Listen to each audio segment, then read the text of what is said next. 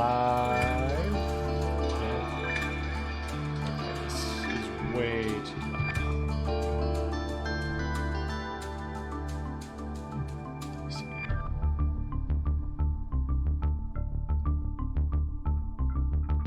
What about here? Still way too loud.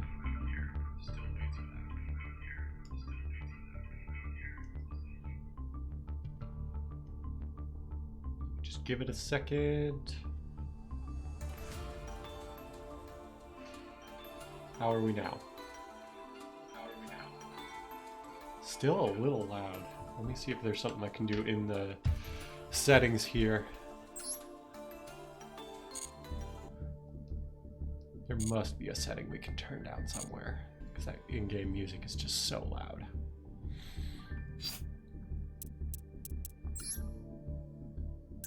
Oh yeah, let's crank that a lot down. Let's crank that a lot down. How are we now? Okay, that sounds a little better. Okay. So,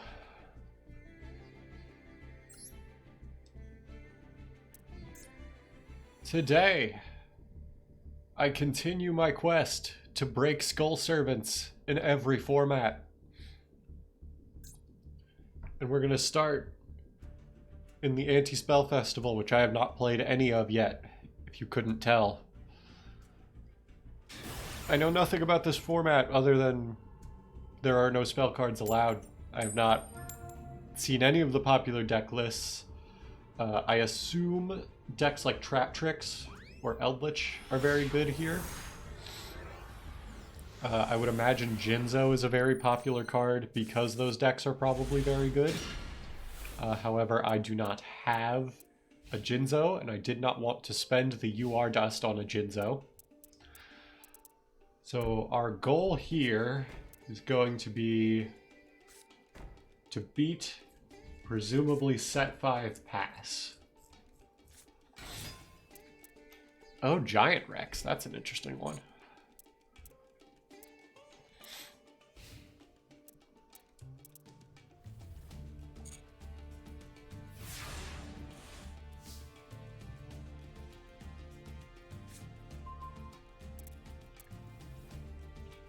So our goal here is basically just to danger our way through our deck.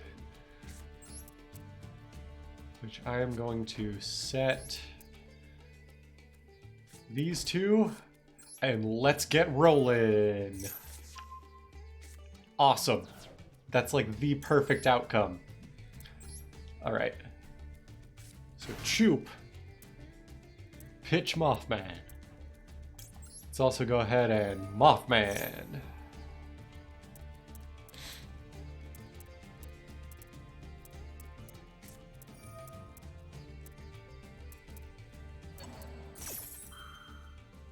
Are these the same type?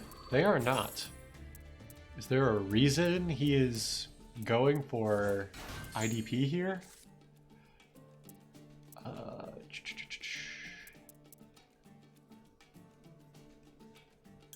guess we'll discard the Nessie.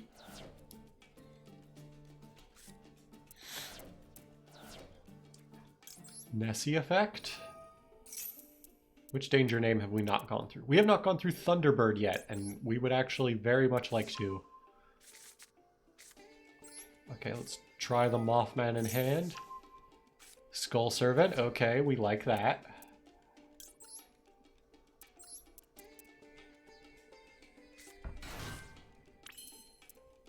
I think we actually want the Thunderbird to have as many targets as possible.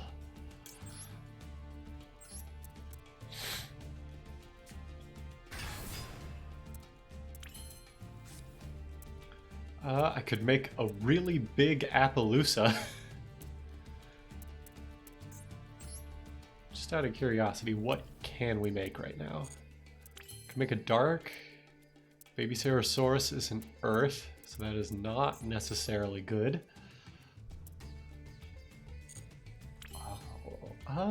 Ooh.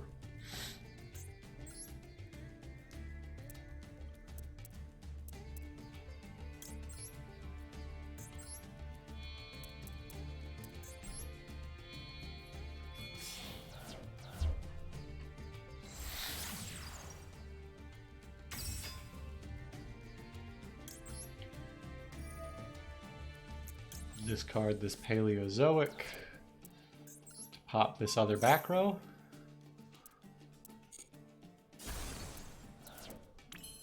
Dinomorphia. Okay. No, no, no. I didn't mean to do that. I didn't mean to do that. Okay. Ooh. Ooh. That puts us in a worse position.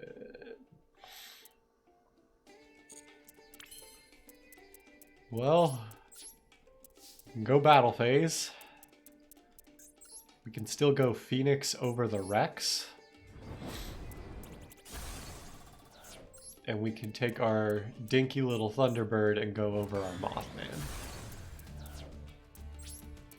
So that's not great, but we can work with that.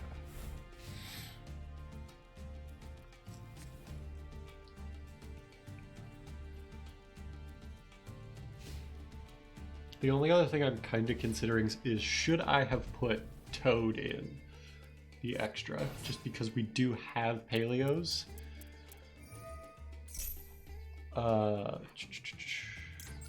Let's just not let you get off to the races. That seems like a good idea.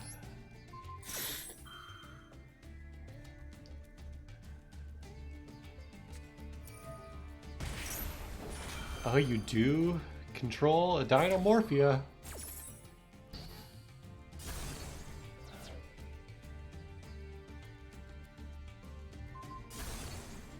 And you just destroyed your own Dinomorphia. Assume there's a reason they wanted to do that. Ah, the fusion spell. That would be the thing that they want to do then.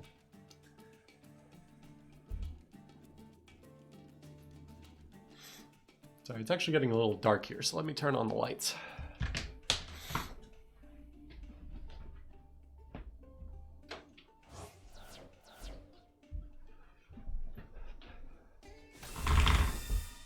Hello, Ultimate Conductor Tyranno!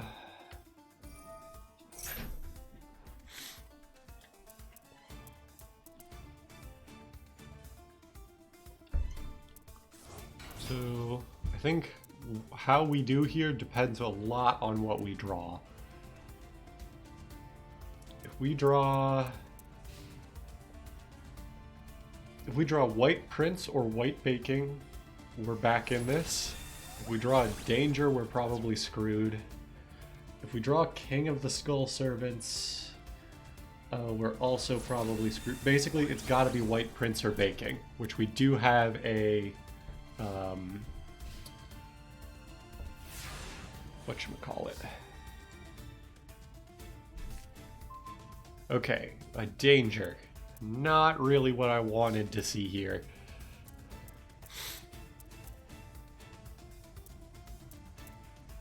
I mean, if we proactively Dinomicious here, does that get us anywhere?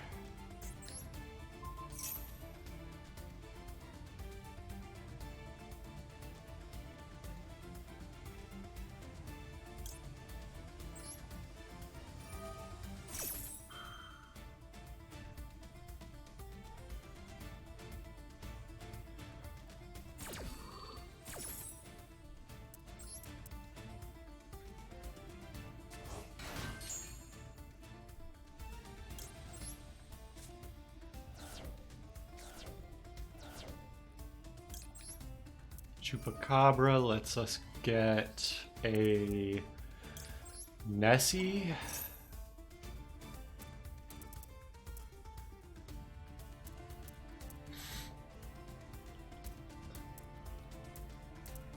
Actually, maybe I should have gone for Mothman, so I have a Dark to make Dark Charmer. And then I could have gone for... No, that wouldn't have done anything.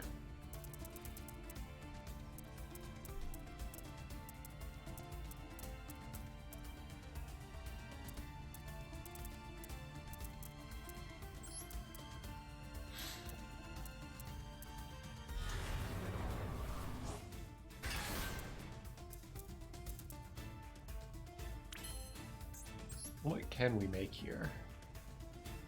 But we could still make Dark. But does Dark get us anywhere is the problem, because I think the answer is no. I think I just have to hope he does not find anything good here, which is unlikely, but possible. Thing is, a 2800 defender is actually going to be not the easiest thing for him to out, I hope. He's adding a dino to his hand. I assume he's going for a Dinomorphia.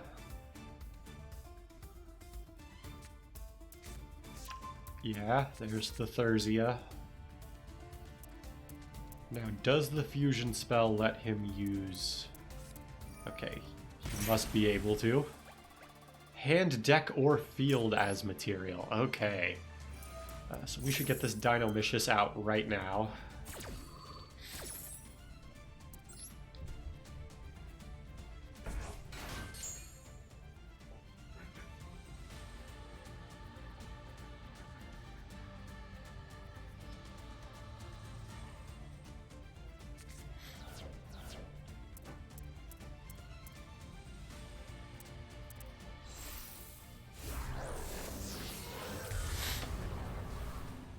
Kentrigina.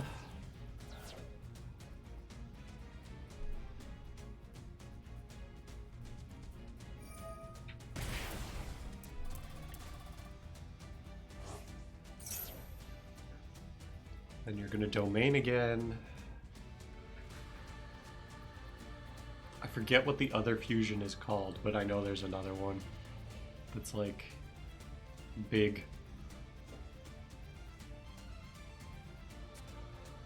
I hadn't even thought about Dinomorphia being playable in this event, honestly, but they do seem very good.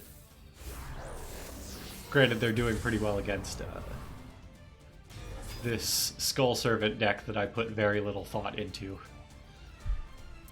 Let's see, is Kentrigina once per turn? Ooh, I do not... Oh, never mind. You can only use the following effects once per turn. So it is just going to be 2 Kentrigina pass, basically.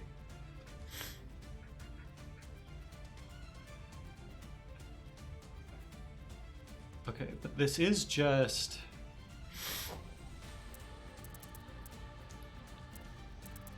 I guess they do have the counter trap.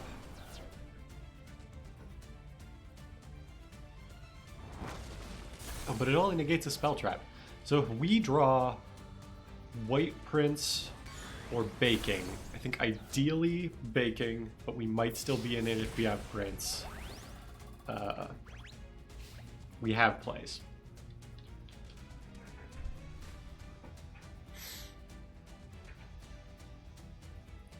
Because if we draw a Prince, we can just steal the Kentrigina with Anima, and then we have like a 4,000 attack beat stick. Plus a king. Okay, Dolka might make this harder. And another monster's effect is activated. Ah, damn it. Yeah, that makes it harder. That is a once per turn, right? Oh, it is not a once per turn. Yeah, so we're just screwed. I don't think there is a single card that gets me out of this. What?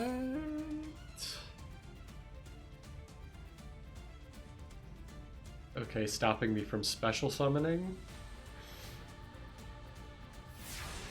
I've never seen this card in my life. It must be like new support that they got at some point. Well, this is the best card we could draw. The question is it enough? I think the answer is probably no, but let's see. I mean, we have to try Anima Take Your Monster.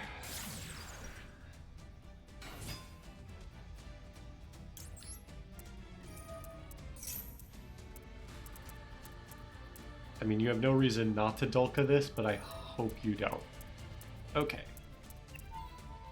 Never mind. We have a chance. We have a chance.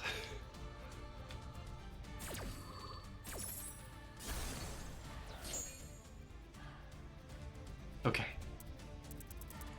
We need to add... I mean, we have to go for Prince. And we have to go for...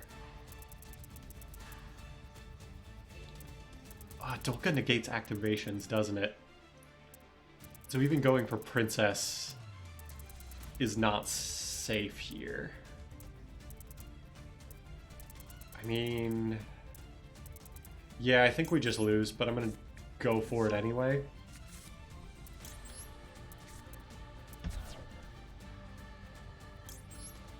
Activate the effect. Please do not read my cards. Please do not read my cards and then save your effect. Okay, yeah, we lose.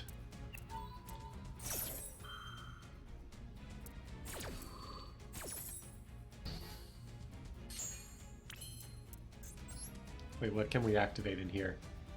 We can activate a White Prince. Do we have a lady in here? I didn't think we did. Oh, wait.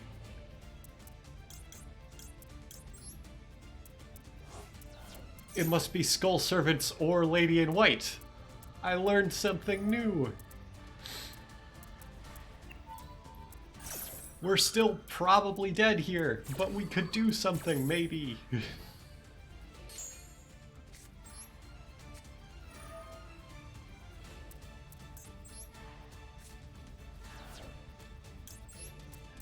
Yeah, we can just do that, but it's not enough. Yeah, we lose. I will give them the satisfaction of attacking for game. Unless they're mean about it.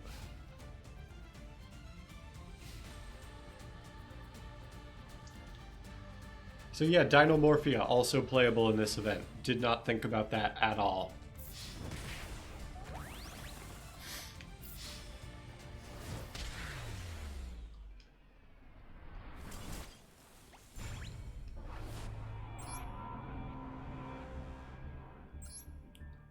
Wait a minute, I just realized something.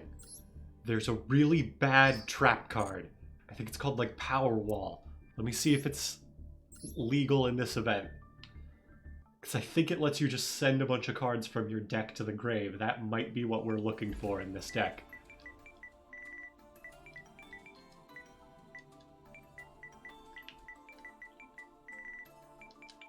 Hold on. Is it called Power Wall? It is. When you would take battle damage from an opponent's attacking monster. Yes. This is terrible, but we're going to do it.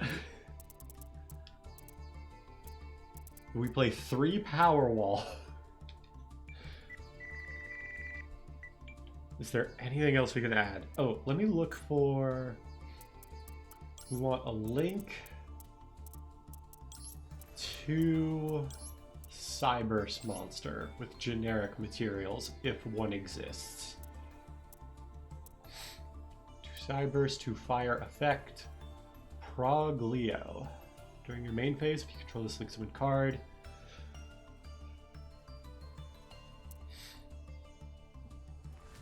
Lanfarincus. It's awful, but it might just have to work.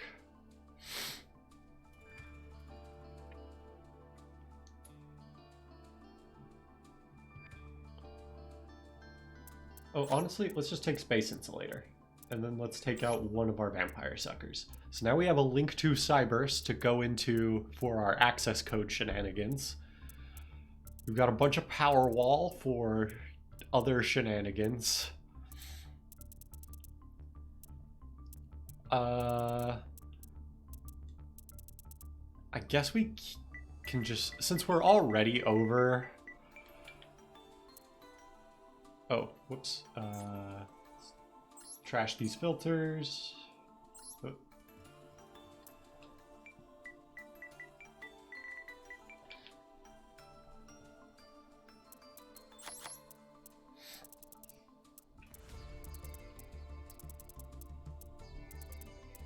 what we could do is...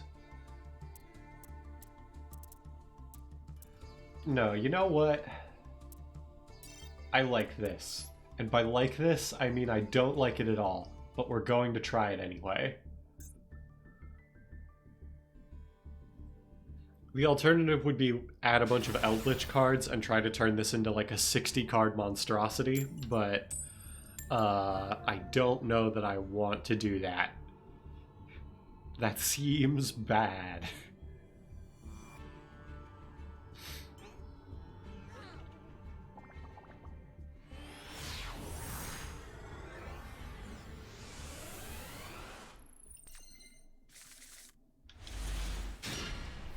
We drew the power wall. This is what we wanted.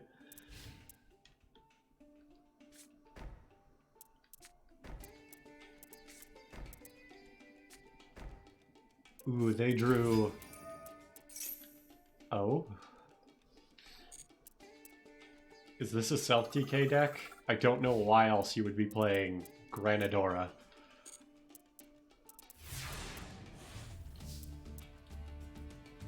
Draw.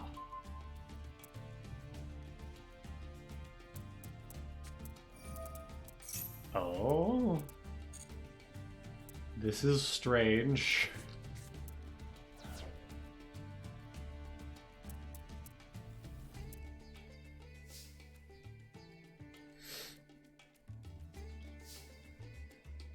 All right.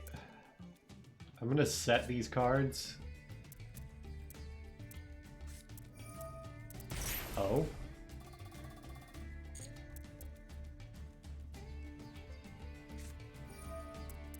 Okay, this is some kind of self-decay. This is a bad self-decay, but it is a self-decay. It has to be.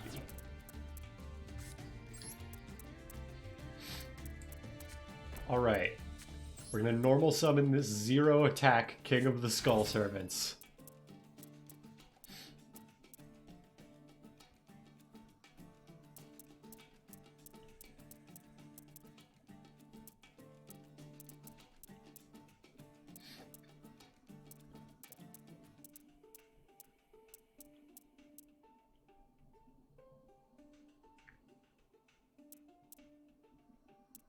What's your response, my guy? Just do it, please.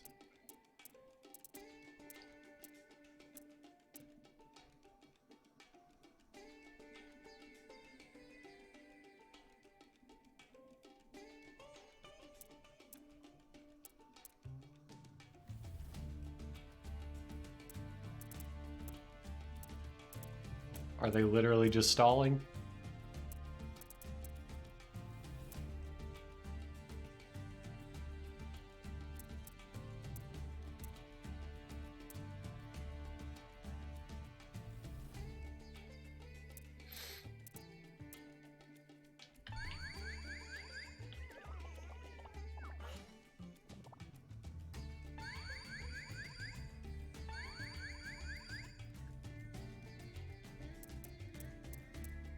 Come on, dude.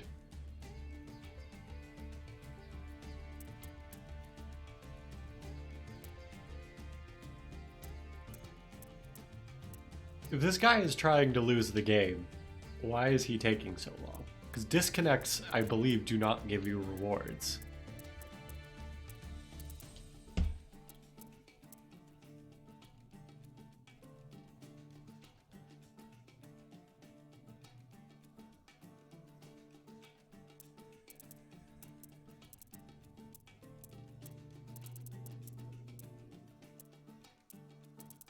Is he playing an actual deck and I have been like 5D chessed into thinking it's not a bad deck on purpose?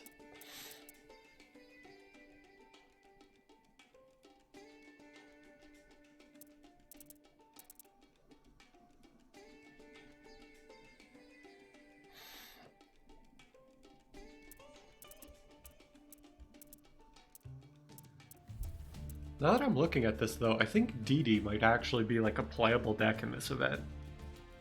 Assuming Pendulum cards don't violate the no spell cards rule.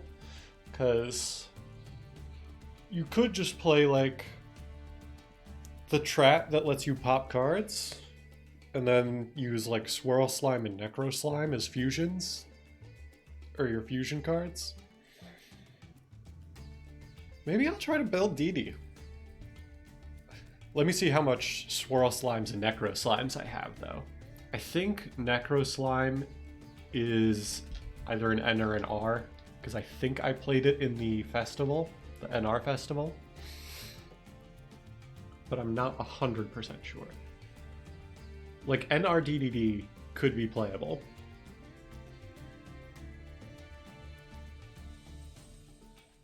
Yeah, now I'm interested to try to build that out. We might do that if we ever are free from this match.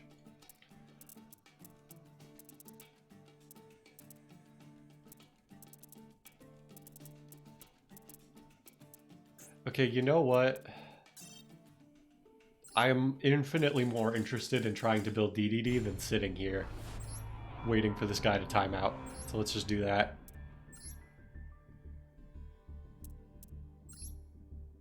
Okay, edit deck. We're just going to clear this. This was a bad idea. We're not going to try to break Skull Servants.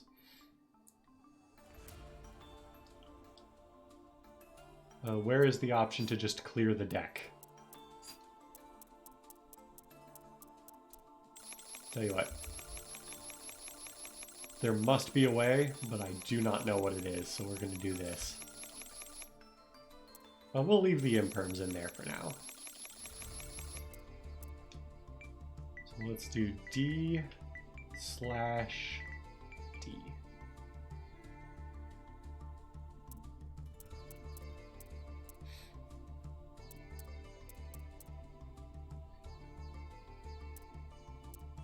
So let's just see what we have. I mean, 3 Dark Contract with the Witch. Savant Kepler is the one that searches, right? Yeah. Savant Copernicus sends from deck to grave. Night Howl is the tuner. We do have 3 Necro Slime. We only have 1 Swirl Slime. That might be a bit sus. But I think we can make this work. We also have no Genghis. So we're not going to have like a good DD deck. But we could. We could make it work. Excuse me. We have Gust King, Alexander. We have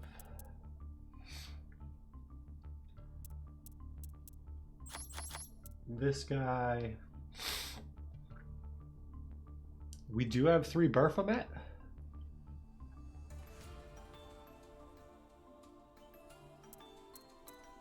Orthros. I guess we play 3 Savant Newton. I don't know what like the deck actually uses. I guess we'll take a Super Doom King. Maybe even 2 of each. Stone King Darius. Do we even play enough level 3s to make that work?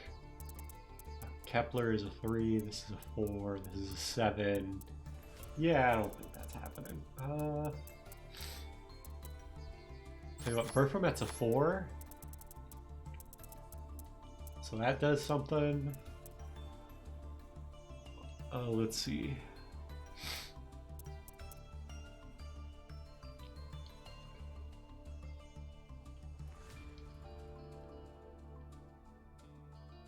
DD Lamia, we would need a 6 or a 9.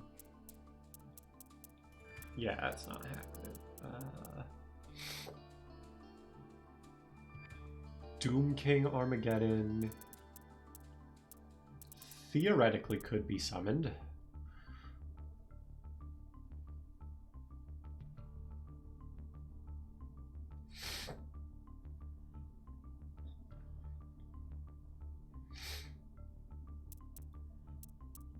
So we do have like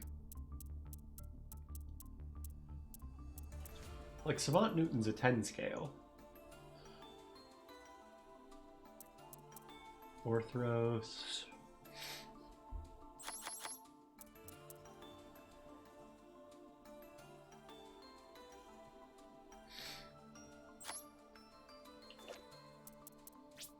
I mean, if we generate a couple more Dark Contract with errors, that's got to be a decent card in this format.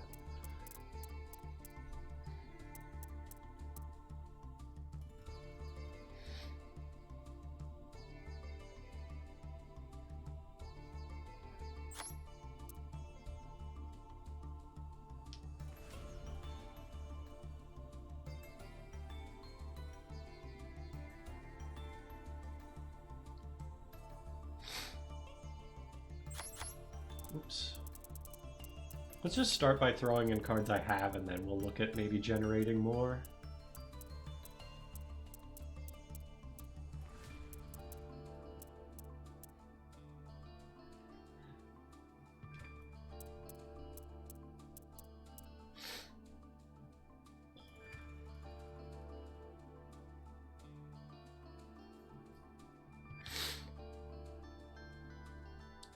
Savant Thomas seems okay. Cerberus. We don't have any continuous spells in this version of the deck.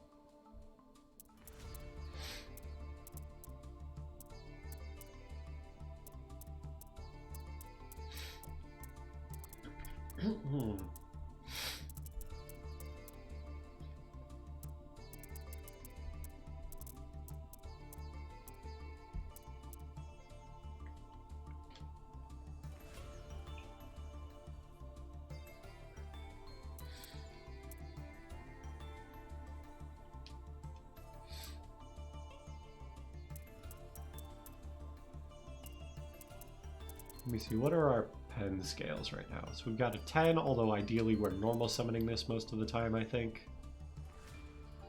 We have a 1, although again we are ideally summoning this one. We got a 3, got a 8, and we've got a 10. So we could probably use a few more low scales. Maybe 3 evil. Or arc, excuse me, it's a 1 scale. This is a 4 scale, although a 4 scale seems pretty bad in this deck.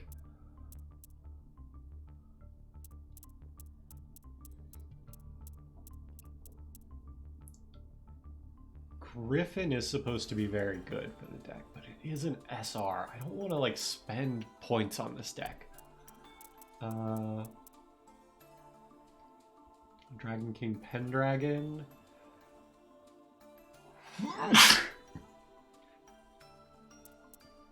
So let's just add like more random penned cards. Here we go, that's 40.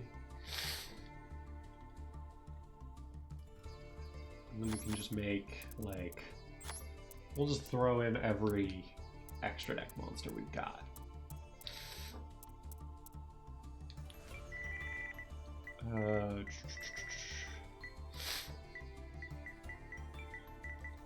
Let's just check out the nightmares we got. We got, sure, 3 Phoenix, why not? And then I think we will pretty much always be DD locked. Well, let's try this. Let's try this. This could very well be terrible, but let's try it.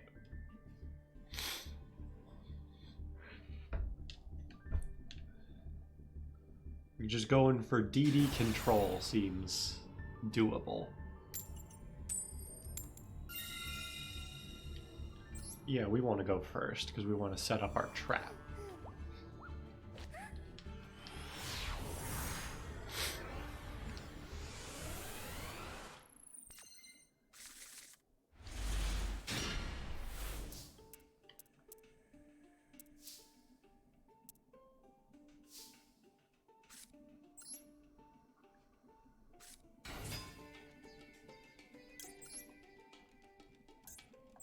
Yeah, we'll add a dark contract.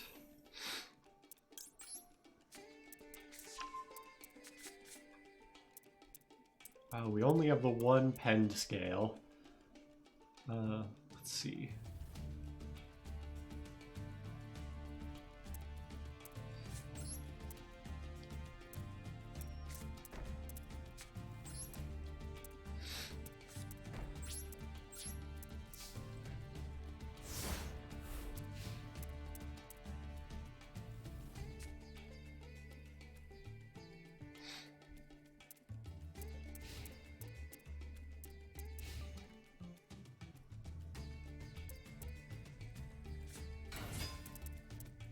Okay, Foxy.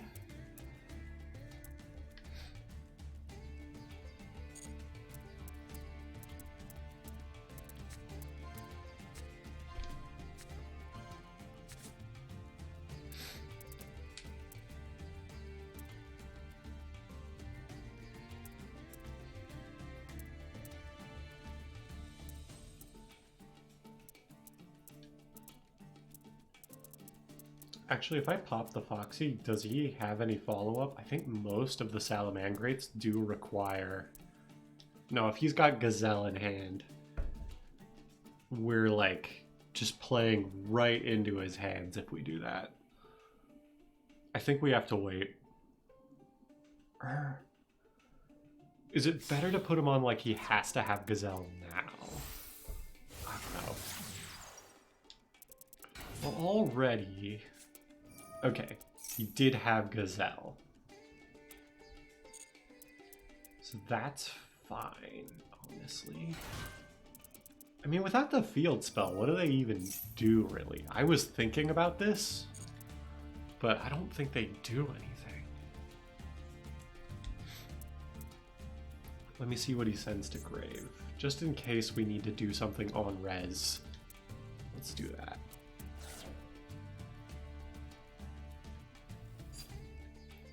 Let's see. Yeah, I think we do this now.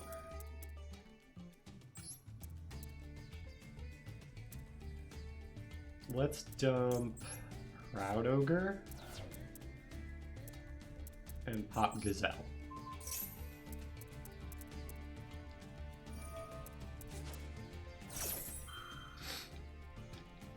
Right, he had the trap negate, that's fine.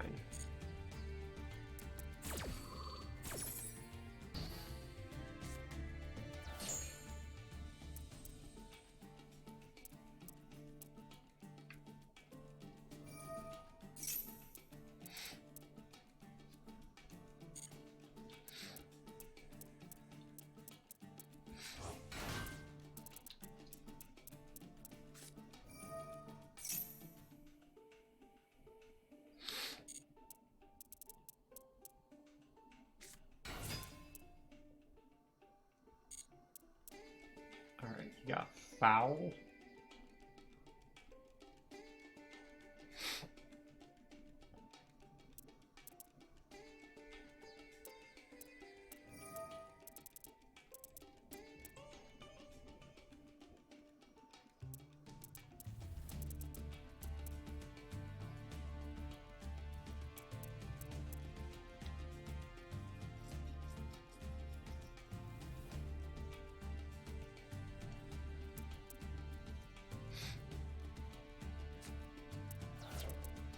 Pitch Roar.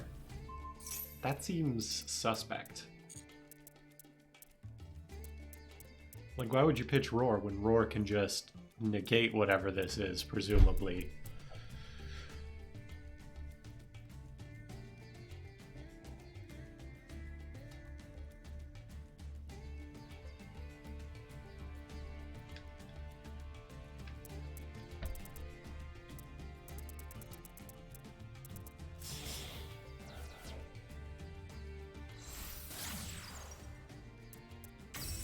Oh, you just go and update jammer access code?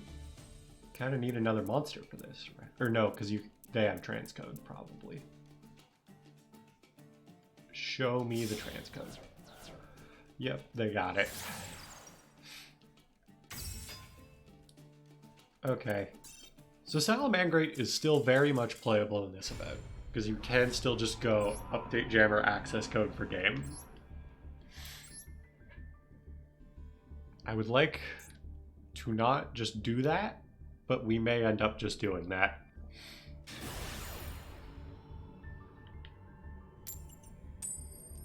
You could even still go like Heat Soul, Hand Trap, Control, basically. Now that I think about it.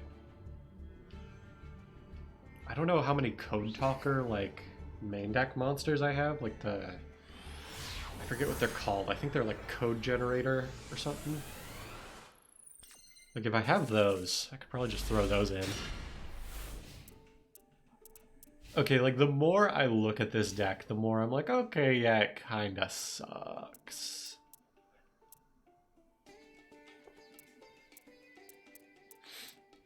Like we'll see what I draw, but we kinda need to draw like a low pen scale.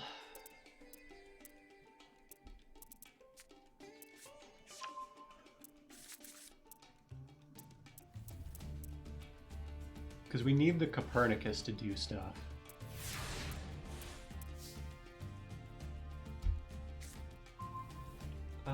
Night Howl... Wait, Night Howl actually... No, Night Howl does... Yeah, Night Howl does do something. Okay. Scale Copernicus. Scale Ogre. Pend... 2.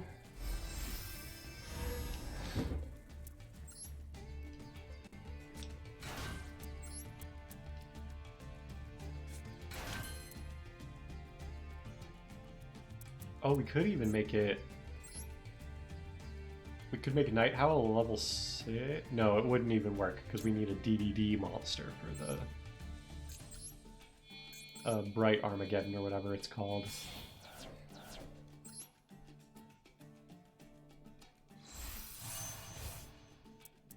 Gust King Alexander!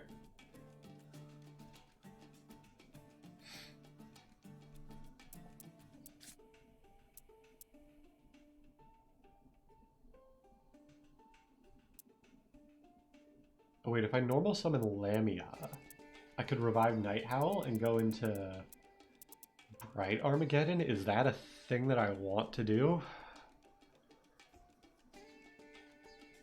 Let me see. Cannot target monsters you control with card effects.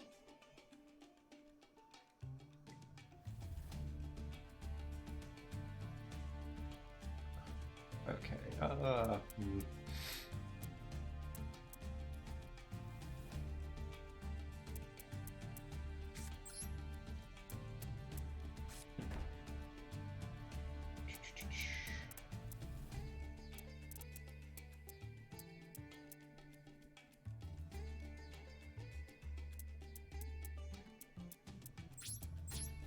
I think we just go battle phase.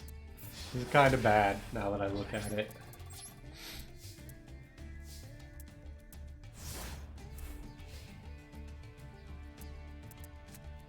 Yeah, maybe we should just be playing Salamangreat like control.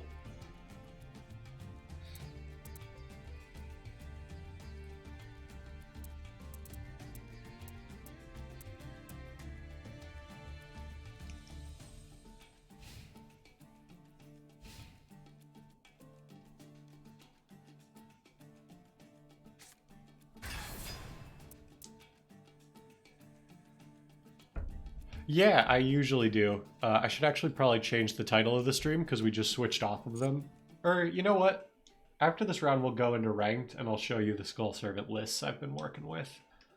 I actually have 2, but one of them is not finished. Yeah, I thought this would actually be like surprisingly playable in the event. And to give myself or to give my brain a little credit more so than my deck building, I think DDD is playable in this event, but you need to be playing like all of the like SRs and whatnot. And I tried to build this just using my like NR Festival list, and I don't think that's gonna cut it. I think you do need the Link Monster, the King Machinix. But after this, maybe we'll just jump into ranked.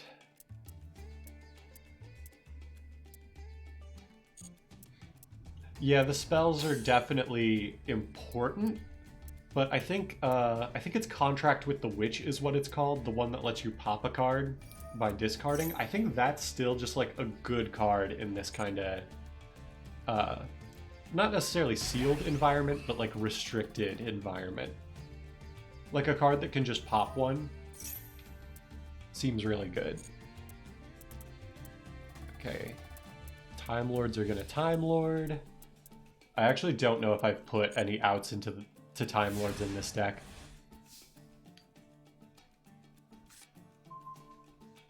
Savant Copernicus could actually be good here. Let me see.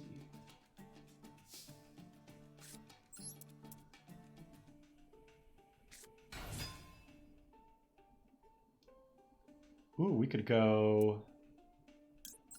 We could even chain block this, I think. Let's grab Night Howl, I guess.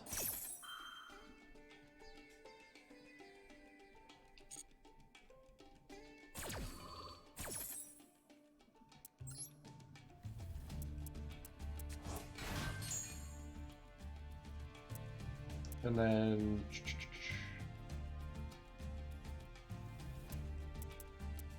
let's go Necro Slime.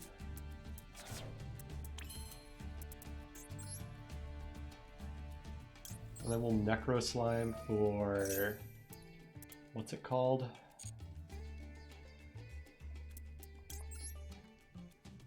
This one. We'll use Slime and Baphomet.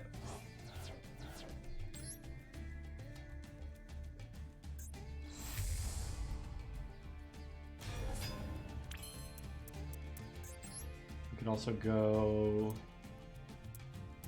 Oh wait, I can just make access code. Yeah, like I should be playing Genghis and Siegfried. I should be going for like the actual DDD lines. There's really no reason I'm not, other than I didn't want to spend the dust on something like I was just testing out for the event. But I think it is playable in the event. I think that is a thing you can do. I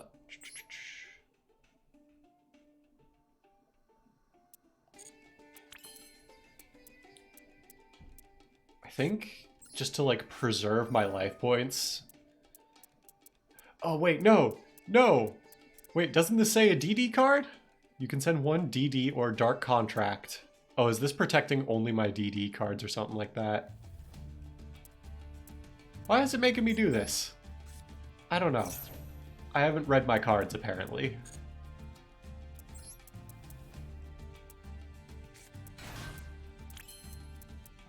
Is there anything interesting we can do? Probably not. We probably just have to sit. I might just be out of this because I don't think I included an out to Time Lords.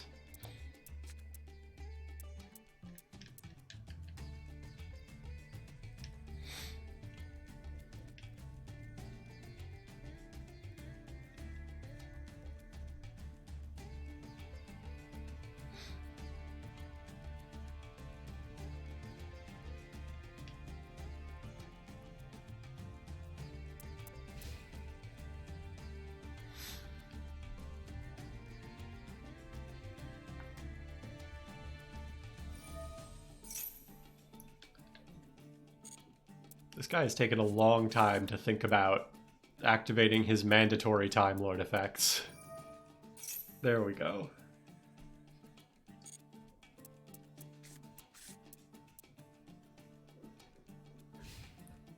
So I just have to hope in a deck that is probably just main decking like 40 Time Lords that he just doesn't have a Time Lord in his hand. I think that's my only out right now.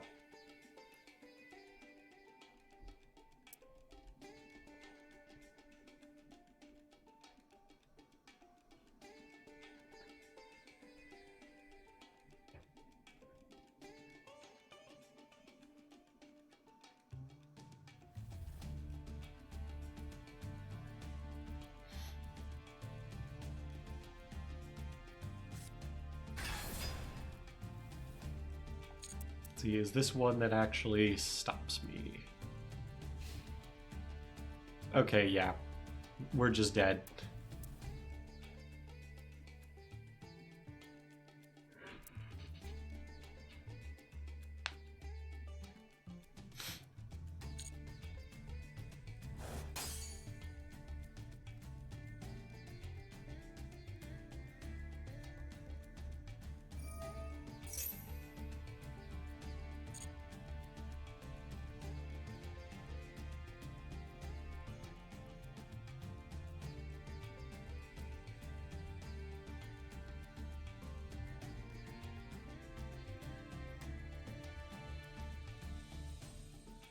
Come on, dude. You win. There we go. Okay. So I think what I'm going to do is I'm going to take us back into, like, the regular ladder for a while. To, like, just... We'll play some Skull Servants on ladder. That'll be fun. And then, hopefully I can, like, use those gems from, like, playing ladder.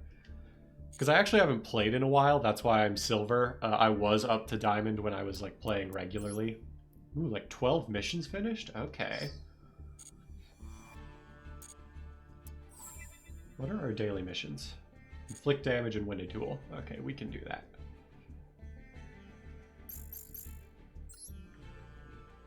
Let's see. Do we have anything interesting in here? Ooh, a bunch of like pen stuff. Yeah, like I haven't played pretty much at all recently. So let me see what these are.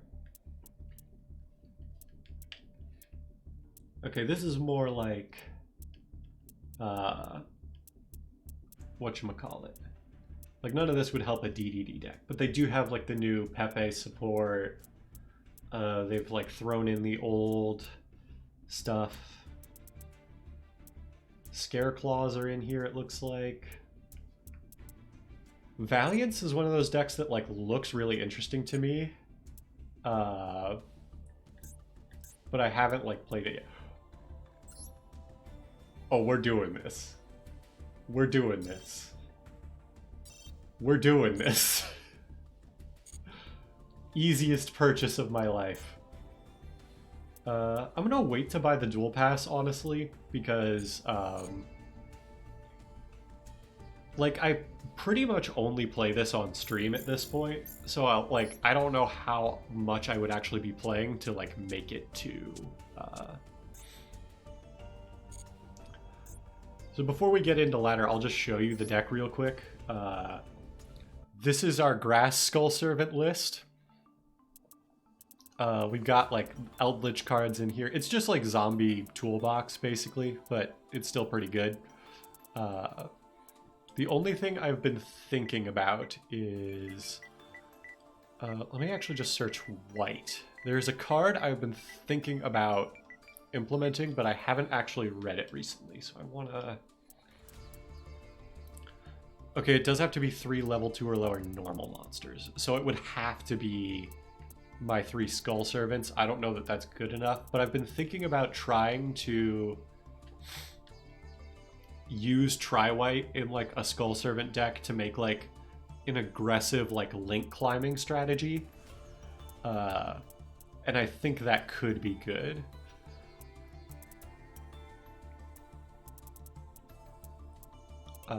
I also just realized we like don't have a link for payoff for Fascinator. Like, I feel like access code is the boring answer, and I actually just realized it doesn't even work. But like, what are... Let me just check real quick what zombie link 4s there are. Because I know there's the Mayakashi one. I don't know how good that is. Oh, let's also clear that. Excuse me. It is literally just Yuki-onna. Okay. I guess it negates my opponent's banished monsters. That could be like something in the branded matchup.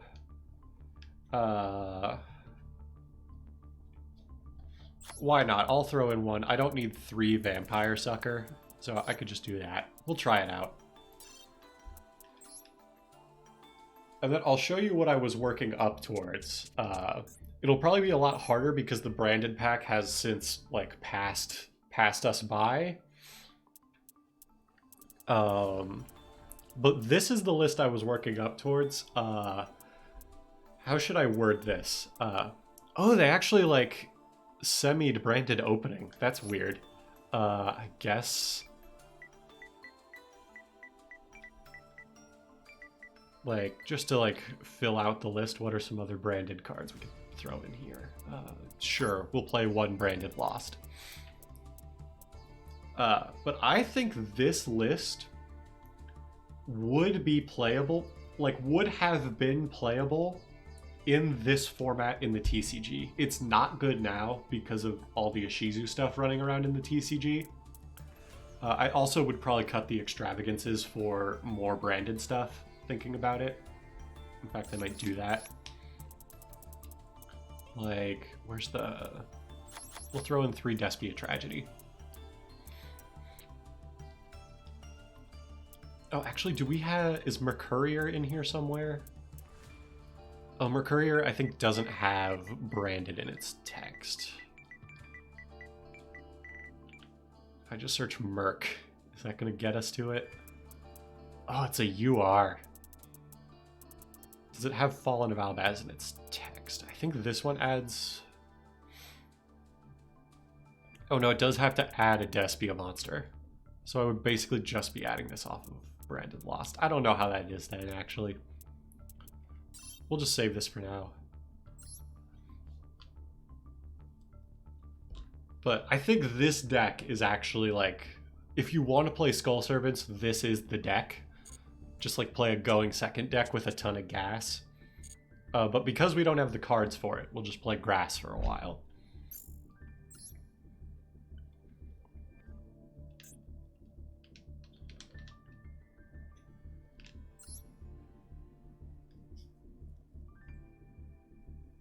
And then maybe once we've built up some gems, I'll go into the...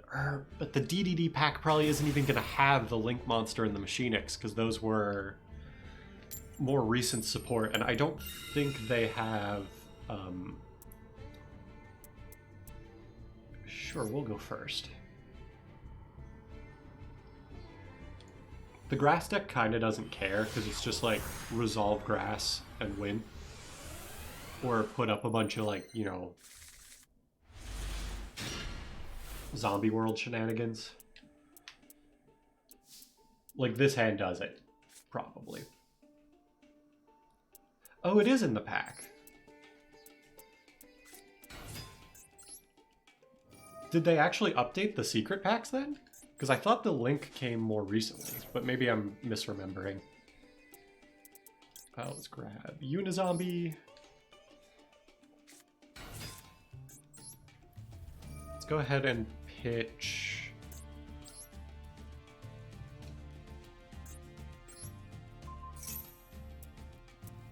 Oh, maybe it is just... maybe it's not as recent as I thought it was.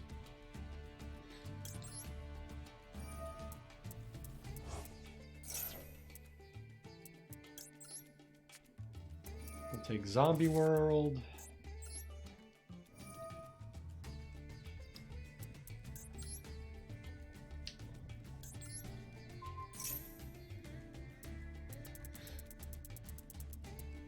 Let's actually send Glow Up Bloom. So my strategy when I'm going first with this deck is I actually don't lean into the Skull Servant half of the deck. And I just go for like...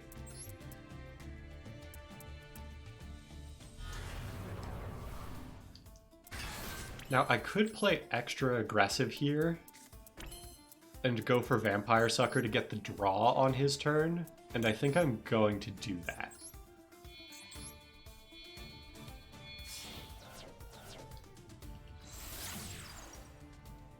So we got Vampire Sucker, and then we're going to pass turn.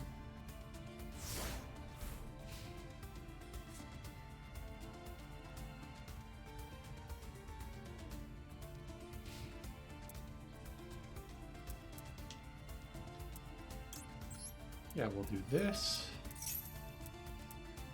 Do they have called by? Okay, they do not. Easy! We did not even have to go through the other stuff. So that's our daily one. Well, let's just keep going. Let's just keep, like, churning through the ranks here. Yeah, that's the thing about DDD.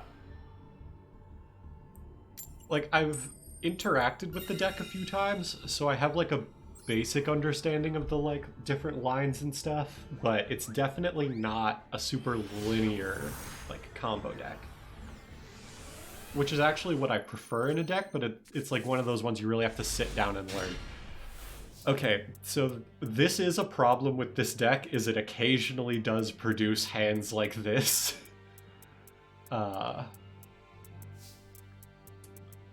I think this is like the worst hand the deck can produce if not for the fact that we have Solitaire.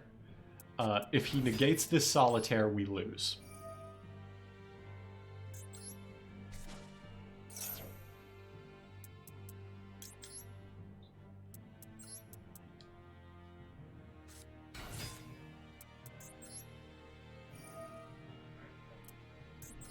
So I think we're going to go through basically the same line we did last time. The only difference is we're going to send... Where is she? Banshee. Banshee for Zombie World.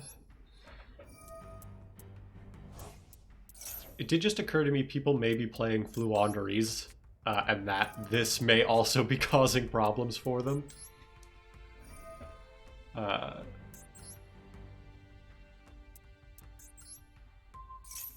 Although honestly, like, because I play Fluanderies in the TCG, I've been like looking to move away from it. The problem is any deck that's better than it is like 3 times as expensive as it was for me to build it, so that's why I've been like sitting on it. But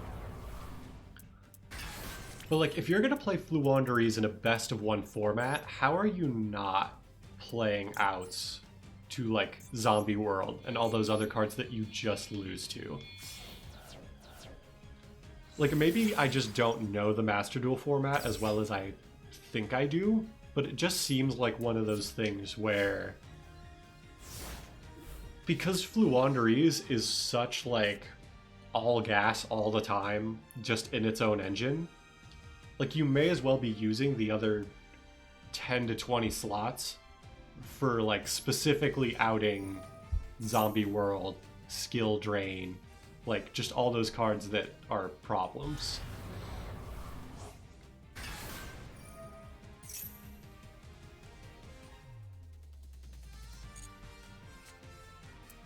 Okay, we got a Hwak. So at the very least, next turn we have some access to Eldritch.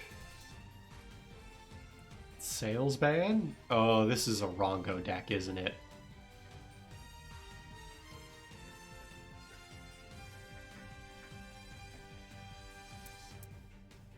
This is Fluanderies Rongo, isn't it? I think I have heard that this is like a thing that they do in that, but I'm not sure.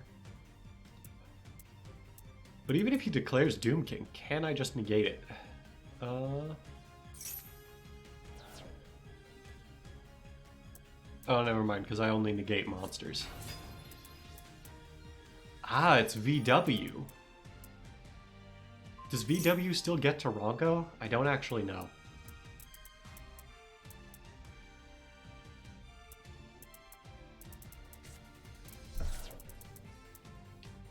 Because if they get to VFD, I think I'm honestly fine with that. Like, we're playing the long game anyway. We can sit through a turn of VFD or something.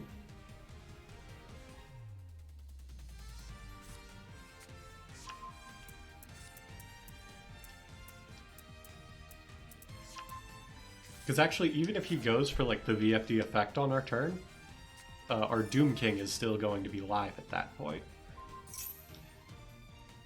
Or actually, it won't be, because he's probably going to destroy it with the VFD.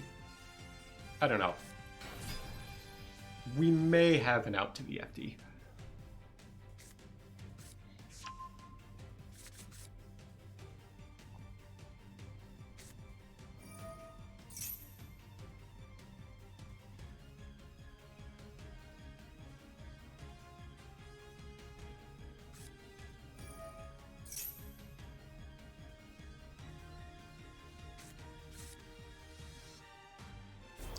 You got your Chuche, that's fine. Or honestly, I don't even know if they have banned VFD since. I hope they have, but I don't think they have.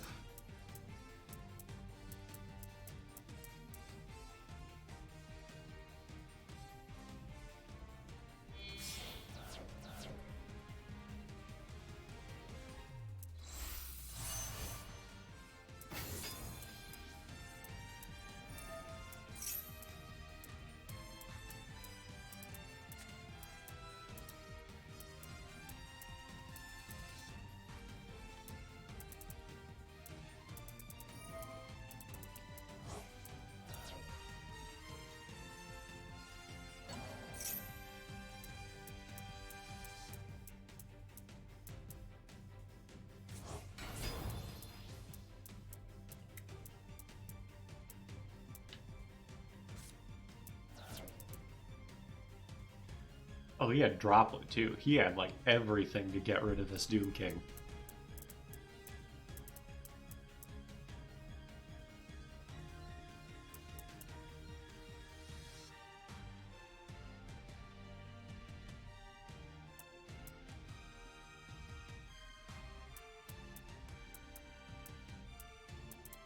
Oh, actually, if we can find our way to Yuki Onna, that might not be terrible in this deck.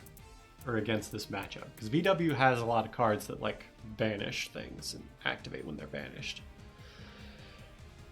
Although, I don't know if that's true, actually. I guess it depends how the interaction works with things like King Long, which banish themselves to do their effect.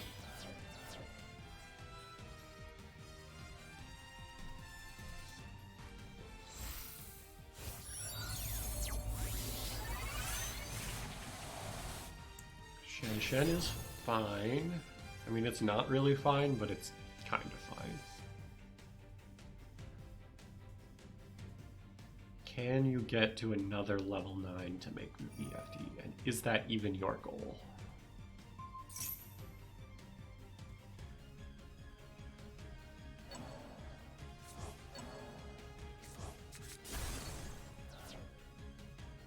Yeah, this could be a problem, actually.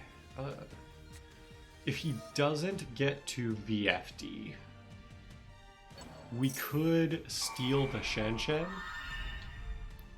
with an Anima because of where he summoned it.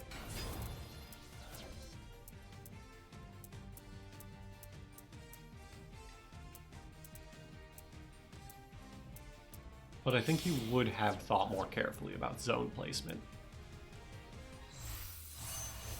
Okay, Muddy Mud Dragon. What's this do? Are you gonna fusion summon? That's weird.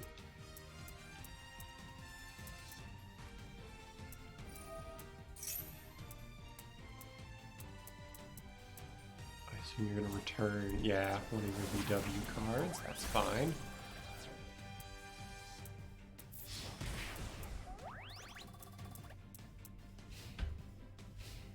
Okay. So Gigi's gonna summon something? Or add to hand. Okay. So Chuche is actually not live at the moment.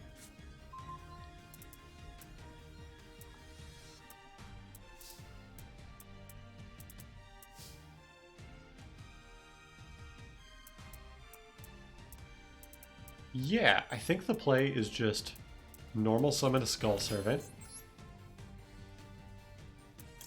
Anima,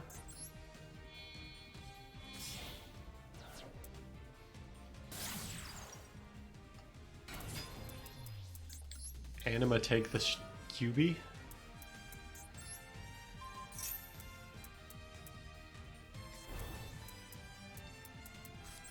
set the Hawk, clear the Mud Dragon, and now do they have an out to a 2800 beat stick? Presumably they do. Actually, looking at it at their board, they probably do, because they can just King Long, negate Anima. I don't know how that's actually going to work with the Shen Shen. I assume it'll fall off and go to the grave. And then they could Chu-Che pop.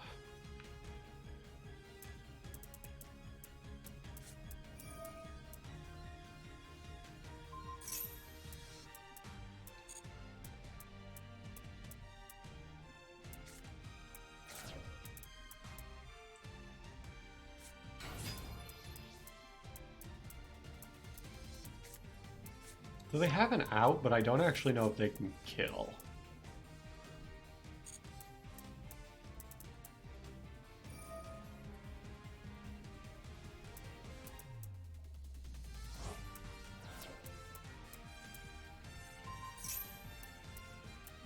Like, we may be stalling with the Hawk at some point, but that's fine.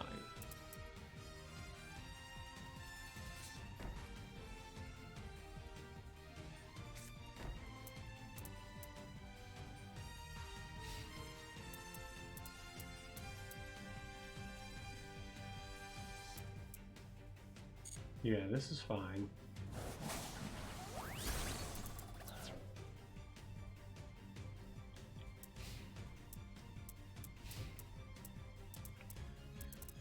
Okay, are they like preferring to leave the Chu-Che? So just in case, let's activate the Hawk Arrow now.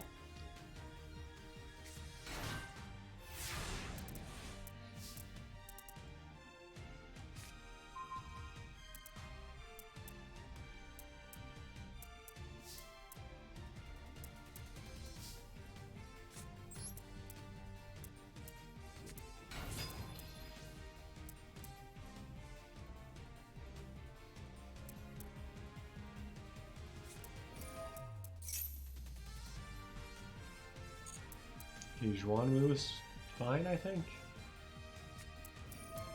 Chu-Che also fine, I think.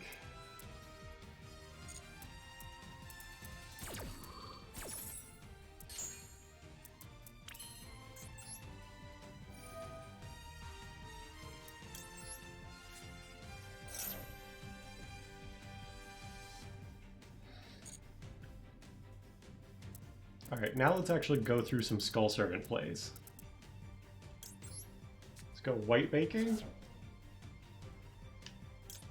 White Baking effect.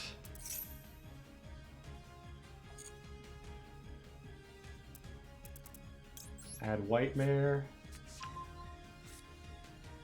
Add Prince. Send the Prince. Prince effect.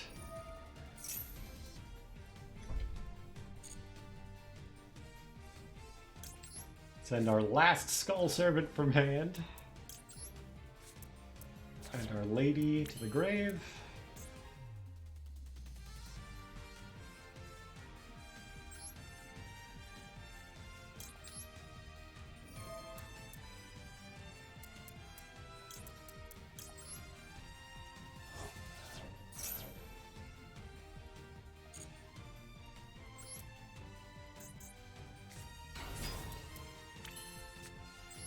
And let's see if he knows what Lady in White does.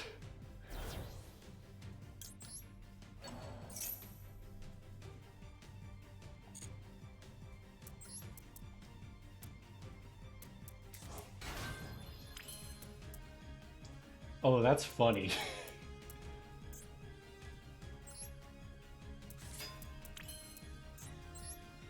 Do we actually want to special summon anything? Oh, we could go for Vampire Fascinator. That could be fun. Although, it's actually a weird one. Like, I guess, do I extend further, and what do I gain from extending further? And I think the answer is, like, nothing, really. Like, I could get the Flock Engrave, which gets me access to,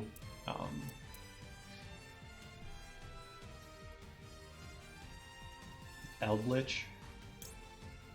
You know, let's make a dark. Like, let's do this while we can.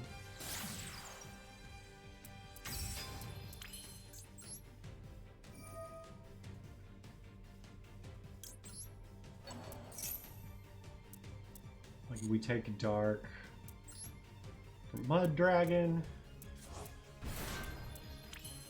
And then we can go Dark and Mud Dragon for Fascinator. Oh, actually, wait, this is crazy. Hold on. Because now we go Fascinator.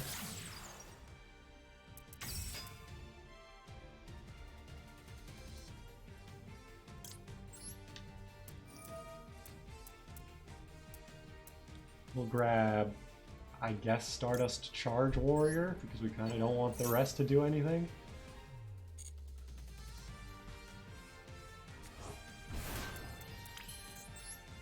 Wait, what is Fascinator's effect before I just get rid of it?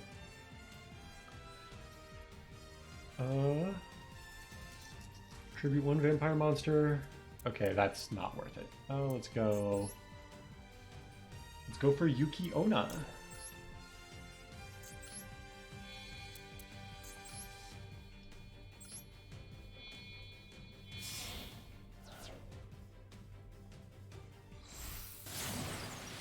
Ooh, there's an animation. I like that. Let's go battle phase. So this is not lethal, but if they cannot activate their banished monsters, and they can't use their Chuche to pop my stuff, or they probably can actually.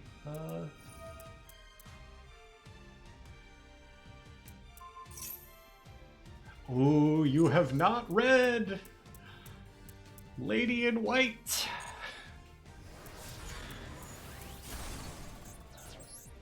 Reading foiled another opponent.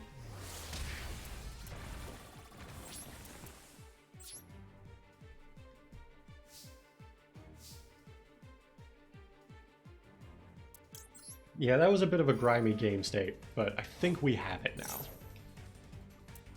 Because now we go for an Eldritch card, and then it's like they have to contest the entire board plus an Eldritch monster. I don't know that they could do that.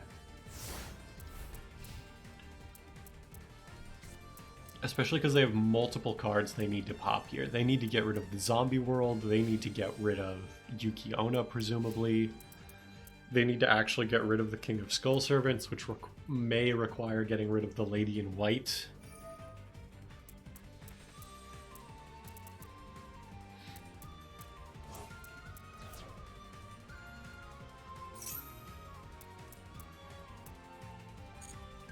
And we have Maxi in hand if they really get crazy with it.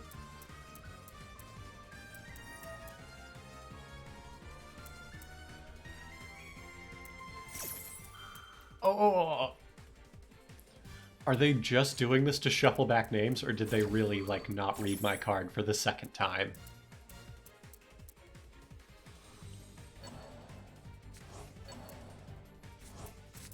Like, doesn't this pop face-up cards? Let's see. Yeah, target a face-up card. Why are they not popping Zombie World?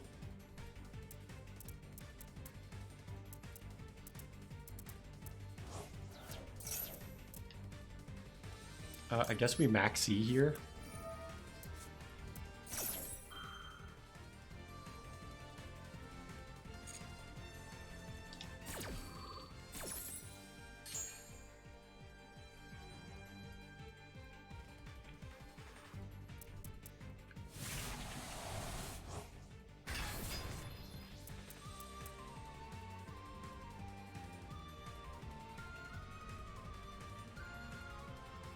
If a monster is special summoned from the graveyard or a monster effect is activated in the graveyard, you can target one other face-up monster on the field.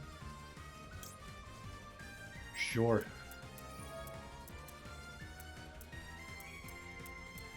Okay, we can target that. I was a little confused for a second. I didn't see the target thing and I was like, oh no. Oh wait, Yuki Ono is negated, but we still win. Okay.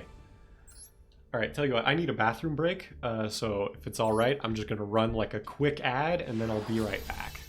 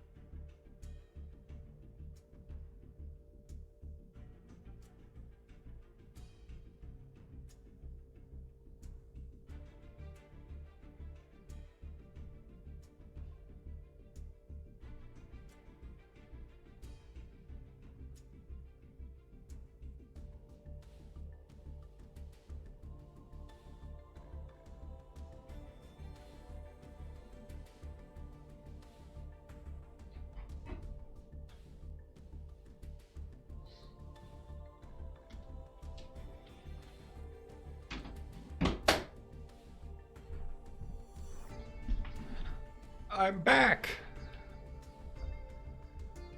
I think our ad is done running. Okay. So let's jump into another duel.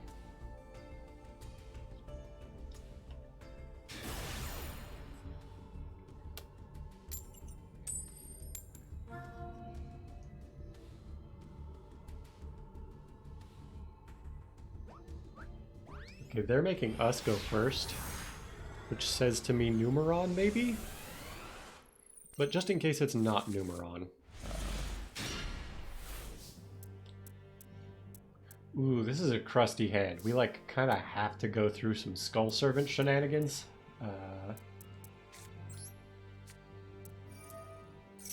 We'll just activate Zombie World and hope that that is enough, basically. Let's also go for a Linkuriboh, because it is technically a disruption, I guess.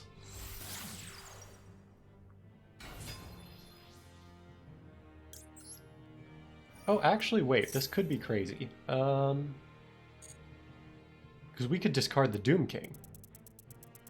So let's go ahead and add Princess.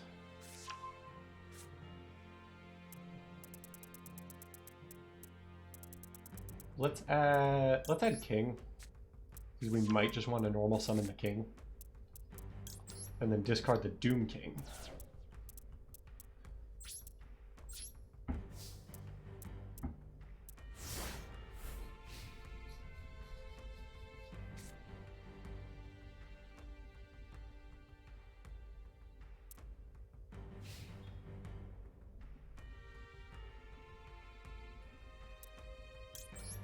Activate Doom King. Like, see, we haven't even drawn grass in any of our games here, but the deck is still, like, flexible. Or at the very least, we have a lot of ways to end on Doom King pass turn 1, which is, like, not great, but it's not terrible either. Zombie World Doom King pass does beat a few decks. Okay, why the face downs? What deck goes second and plays traps? It's very possible this is just a kind of new player in Silver. Or it's a self-TK deck and they just didn't care.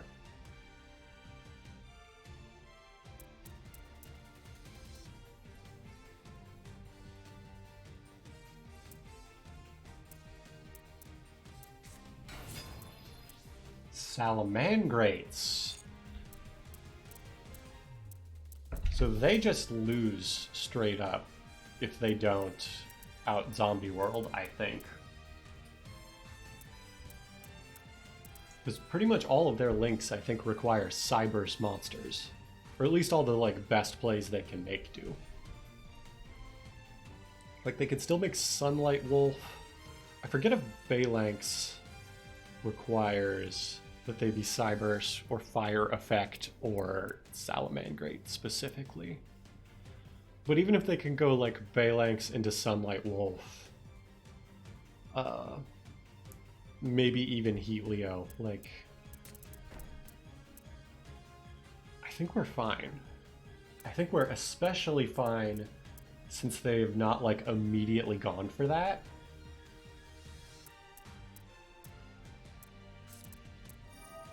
Claw is fine.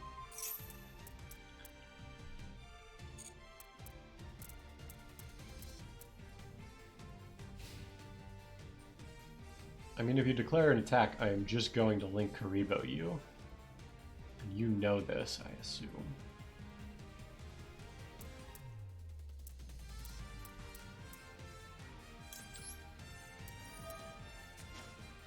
Are they just doing it to get, like, a body off the board?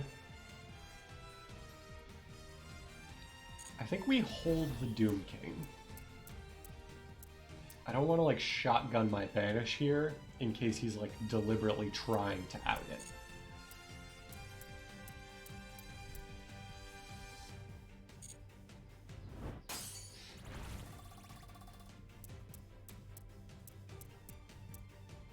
Is he trying to make me make his Salamangrate leave the field? Could that be it?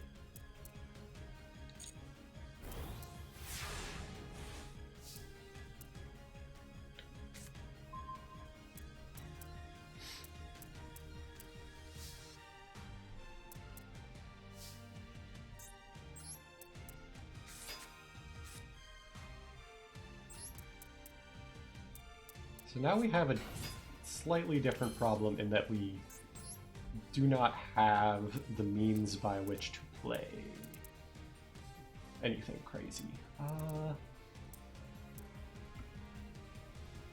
Like, I don't want to take the Doom King off. Or, wait, hold on. If we just go... Sucker, or... Wait, hold on. We go...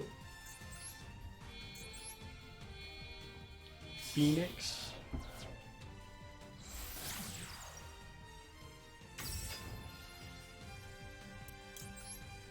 Chainlink 1 Glow Up Bloom. Chainlink 2 Phoenix to pop back row.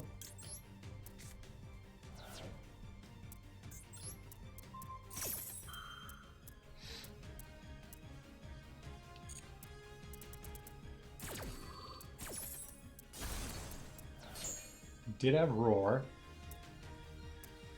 Ooh, he's going for an Eldritch to play. Might be. Because having two Doom Kings does nothing.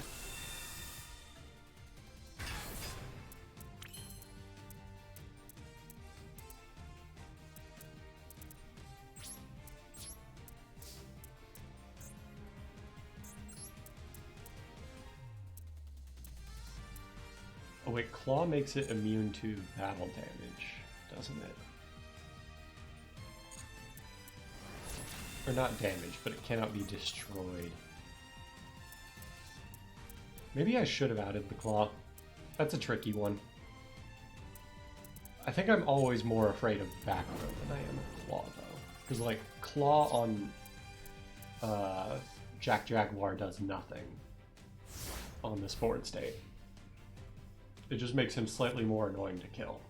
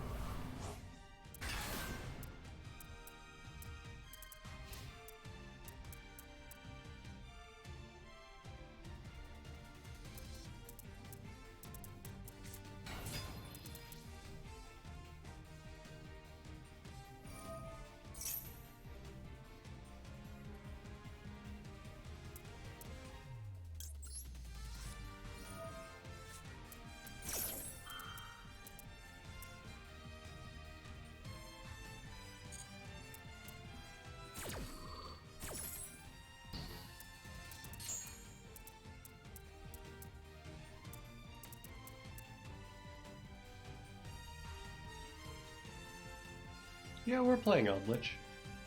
Our package is a little smaller, I think.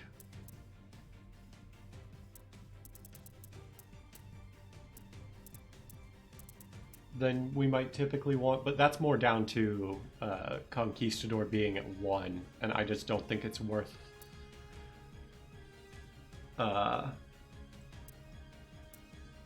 like, one of the things I don't want to do is, for example, play the counter trap and then just have it get milled off of grass a bunch of times. Especially because it's kind of harder to get to.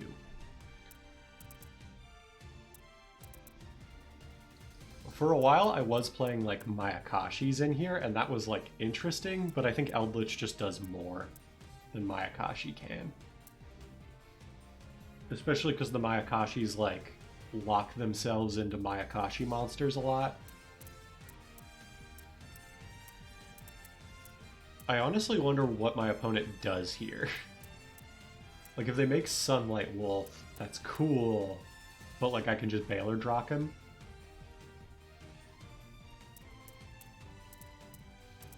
Like, is my opponent just finding a path to not surrender?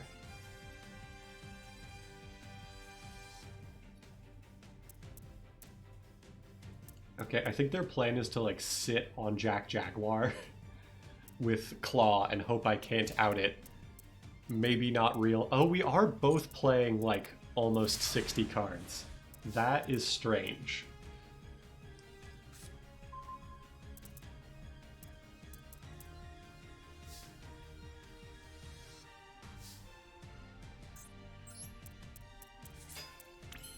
I mean, we probably even just go... Wait, do they have a monster engraved before I do this? They actually don't, and that actually makes this harder. I could go...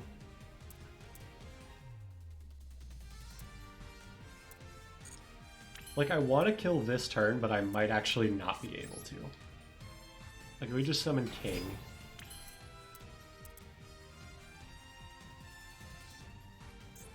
Can I activate in here? Then Karibo? I contribute a level 1 monster. No, I think we're okay. Like, honestly, the problem here is that he doesn't have a monster engrave. Let's go for Sucker.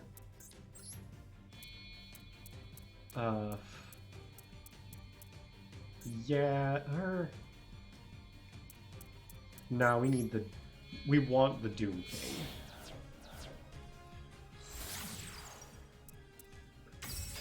Oh wait, actually... It's crusty, but we have the out.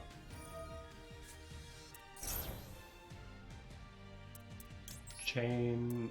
Baylor Drock, banish the Jack Jaguar.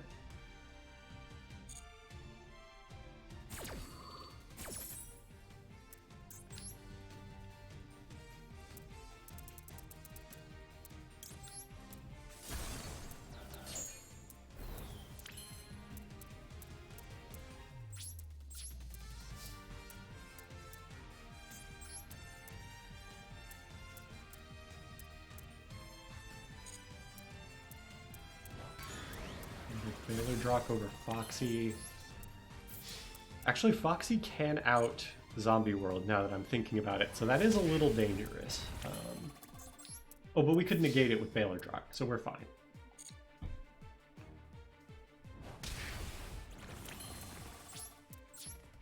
Oh, you know what we could do that would be very funny? If we resurrect his own Foxy on him, he can't get the effect to pop.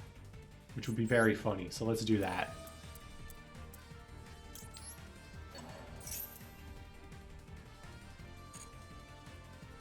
Like, we could technically steal it with Fascinator, but I think this is the funnier play, so let's do this.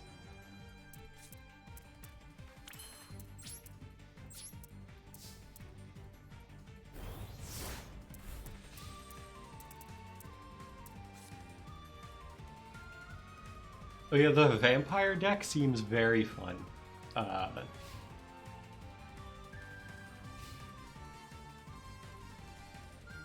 Like, I feel like the vampire lord, like the send cards from your opponent's deck to the graveyard thing, like, I wish mill was more viable in Yu-Gi-Oh! Than it is. Because that's like my favorite way to play Magic, is to play mill decks.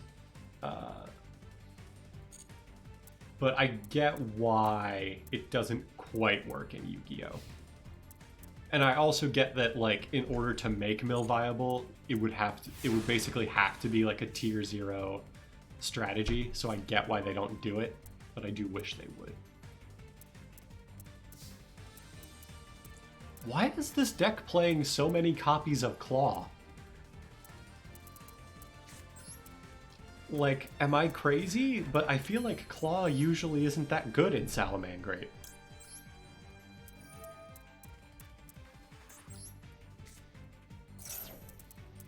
Like, it's something you would usually maybe play one of. Guess we'll just banish the Foxy. Does he have an out if I banish the Foxy? I'm kind of confused why we have played this out, but I don't mind because we have to do all that damage. Like, he knows I have an out to Foxy.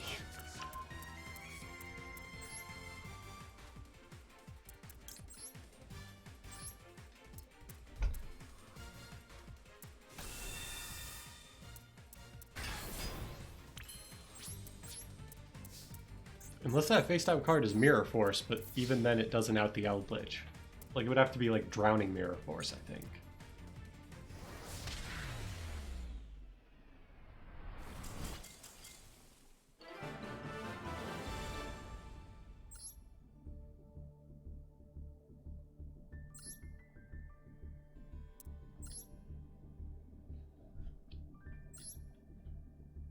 Okay, we're doing okay. I really wish you could, like, climb faster. Like, I think you actually used to be able to, like, skip ahead ranks early on in Master Duel, and I think they took that out. And I wouldn't mind if they brought that back. Because, like, if I'm being honest, I would rather jump up to just, like, late gold or platinum or something like that with this deck. Okay, we have drawn grass.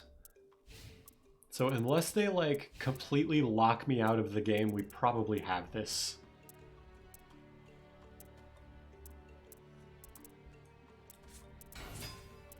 They are a penned deck. So them locking me out of the game is not a foregone conclusion.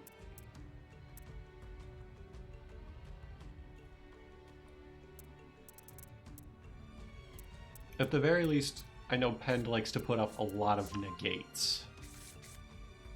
But we'll see how good their Pen deck is. We are in silver, so there's like a non-zero chance that the deck does nothing. Just because we're in silver.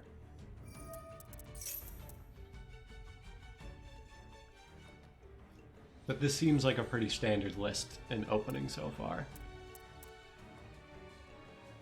I know less about the Pendulum Magician deck than I do others, but they seem good.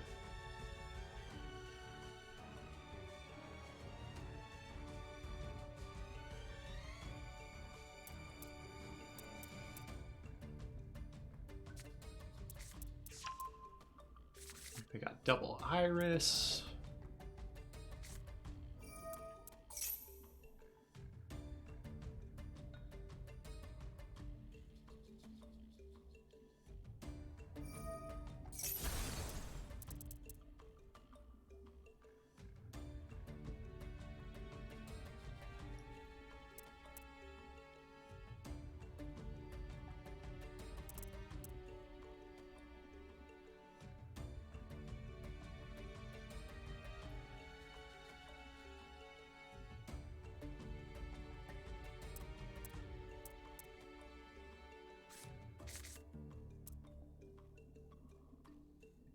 Purple poison's weird.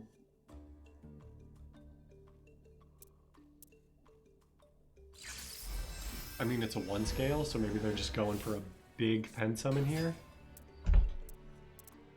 Like, what are they summoning from hand? They are going for the Pendulum Dragon. Is that it? Pen 2? Kind of seems like they should have more going on here. Are they going to go Electromite Astrograph? Like, I think that's what they always do.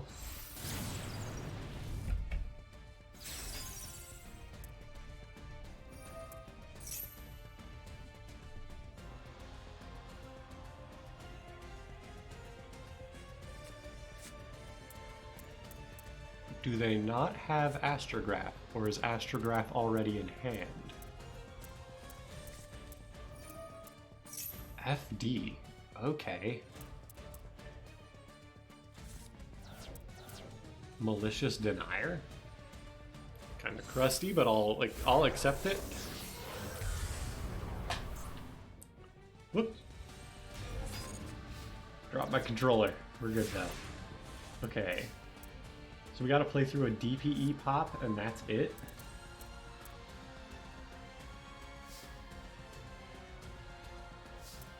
He's got no negates on field. Why don't we just go Zombie World?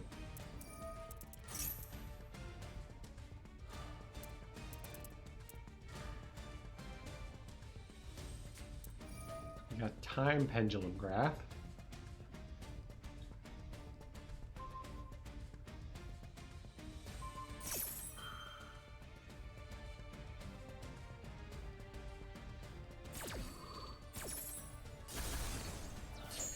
That's fine.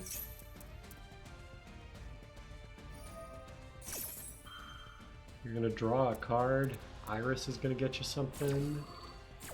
I assume he's gonna add Star Pendulum Graph.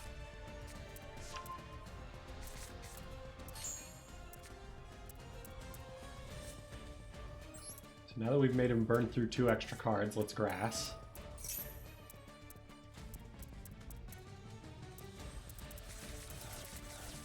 I mean, we're going to hit everything in the deck, basically. We still have targets for white baking. So let's go baking. Let's go Prince. Let's go Glow Up Bloom, and then hopefully we hit a Banshee and not every copy of Zombie World.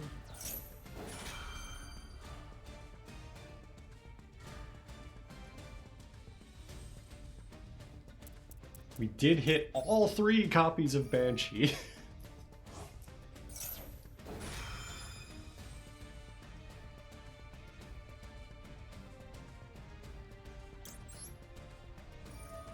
And then I guess we'll Scarlet just to get stuff out of the deck.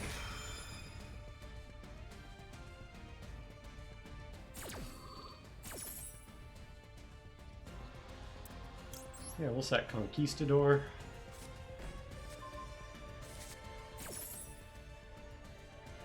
Activate another Zombie World.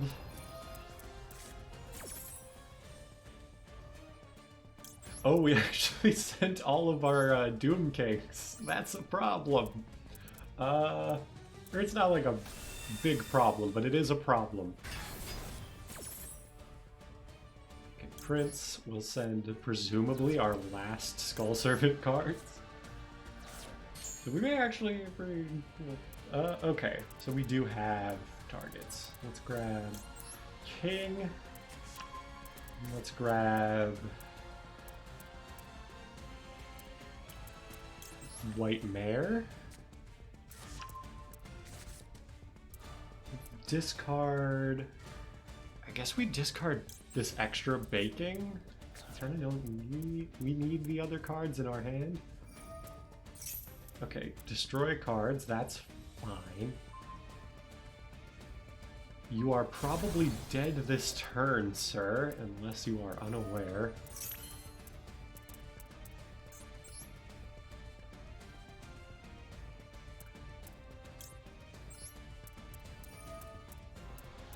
Let's go Prince, banish these 2 for a king. Let's go White Mare. Get a lady. I mean, the only thing I'm kind of worried about here is Nibiru. And I think we can play around that by just going to battle right now. So let's do that.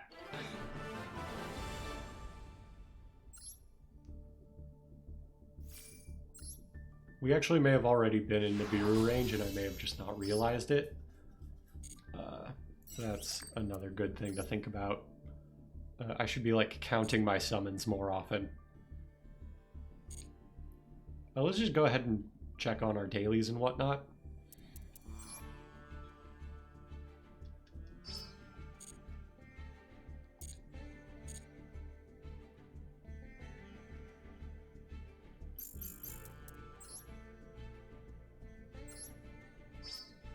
So I'll take all that as well.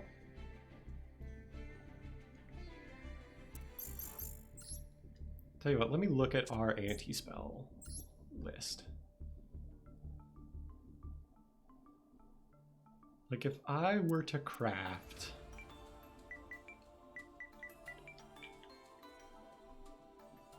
Like let me look at the... Where's the link monster? Abyss King Gilgamesh.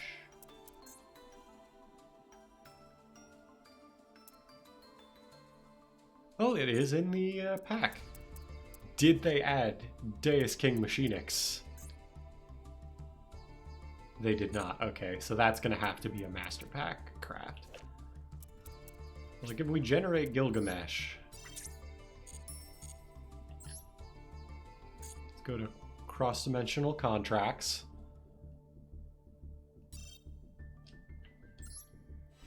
Let's take our free pull.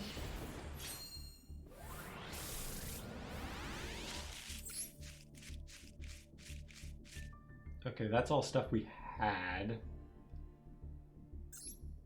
I guess except the Forbidden Swamp King contract, but that does not look like the good one. Yeah, that's not what we were looking for. Let's just see what we can pull out of this.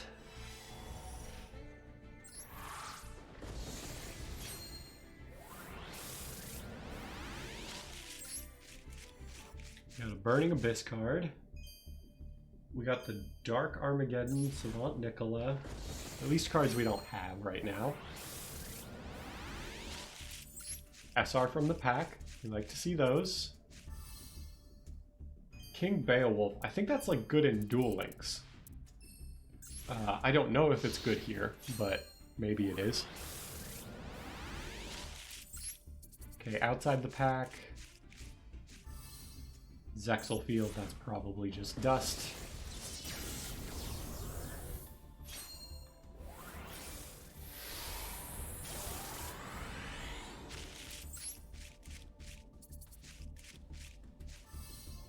We got another Swirl Slime. I know that's good for the deck.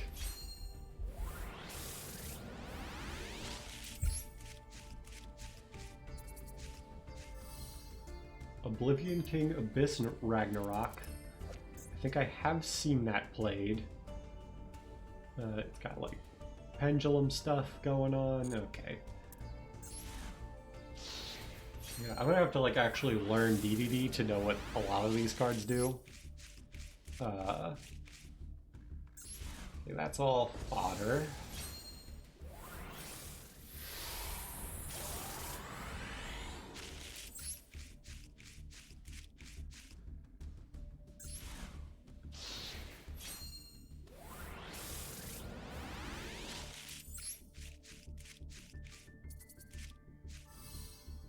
Wave King Caesar I know is very good.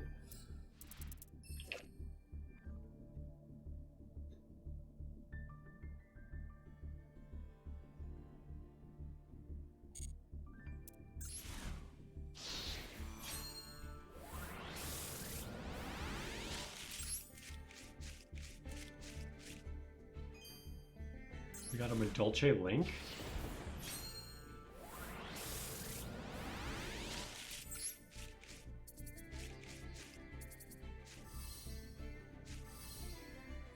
Okay, we rounded out our Swirl Slime playset. That's good. And we get a guaranteed UR next time.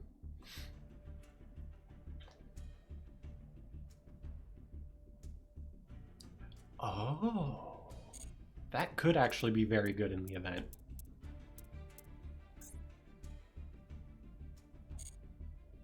So we're gonna need some more gems.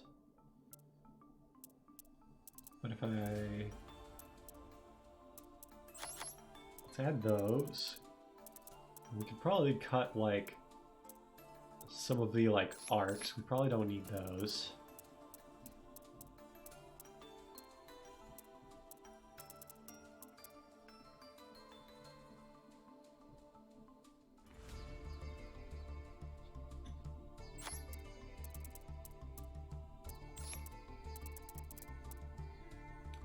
Savant Nicola.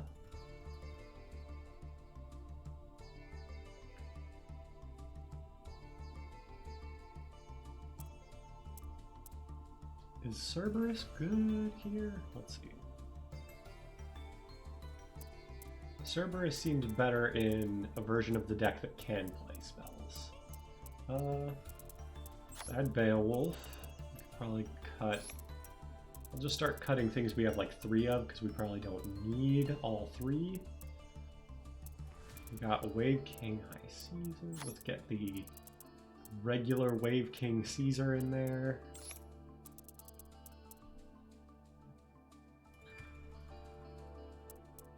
Wait, this is an 8, right? We could use this to go into Super Doom King Dark Armageddon. If that's worth it.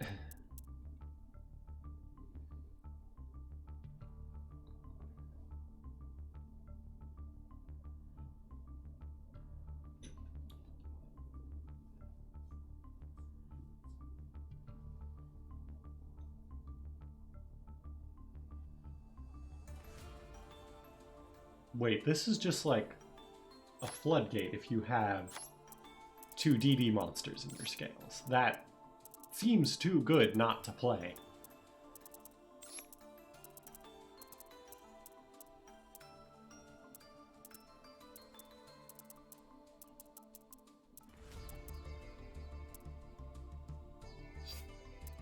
Also dismantle all our extra cards. And where's that Zexal field that we pulled? We should just get rid of that now. Let's see.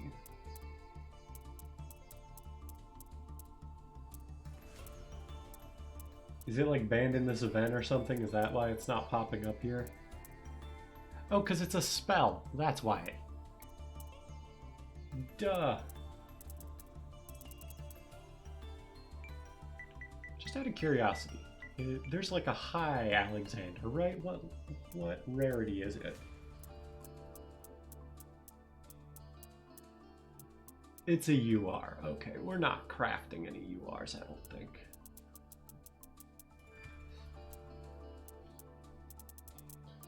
But honestly, let's just like see what this deck does now that we've like made some changes to it. Like we'll try this out for a bit and then we'll go back to ranked with Skull Servants if we're not making any progress in the event.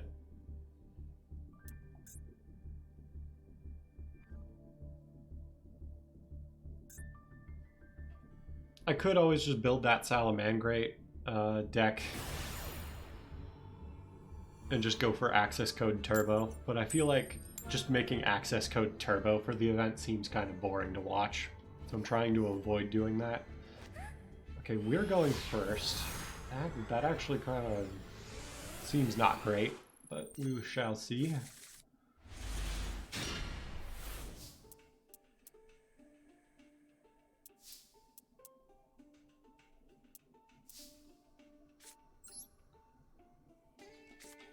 So normal Kepler.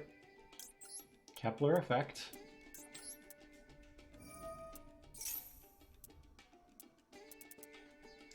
We'll add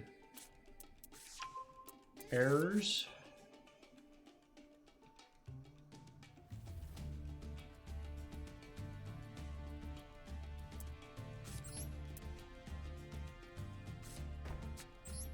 We will set 2 and pass.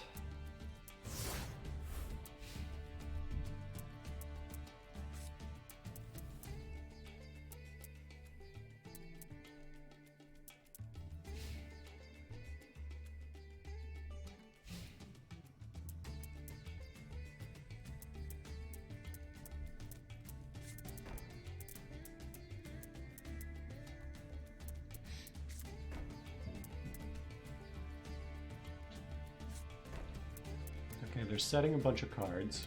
I think we do like that.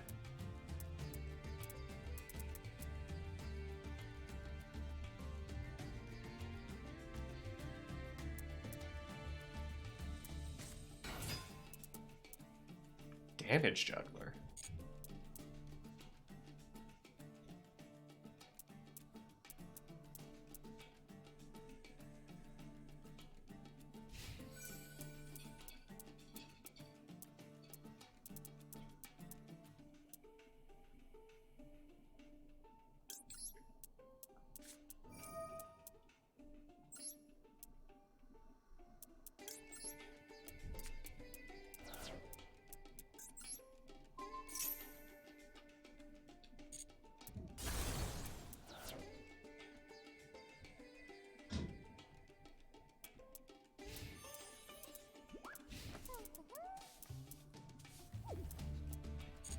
We got 3 Swirl Slime, 3 Necro Slimes, so something's gotta help us here.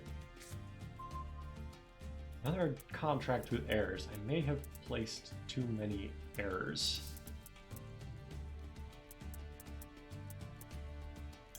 I guess we'll take our 1,000. Now this is the fun part where I get to find out, are DD monsters also DDD monsters? I think the answer is yes, but I'm not sure.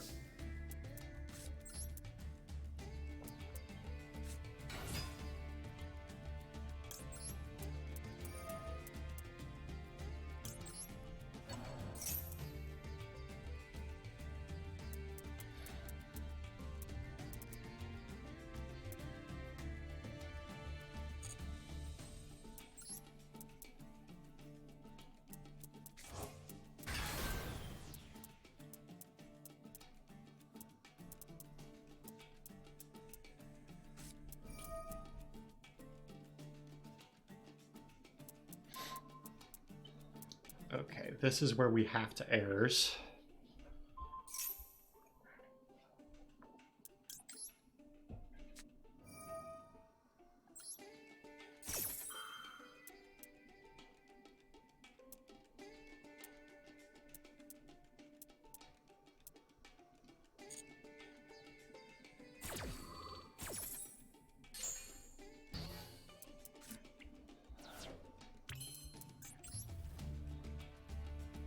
Now we go Gilgamesh.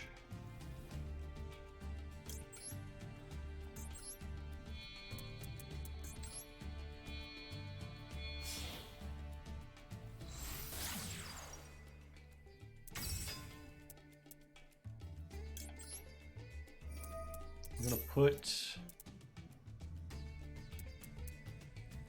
Pendulum monsters in our Pens zones.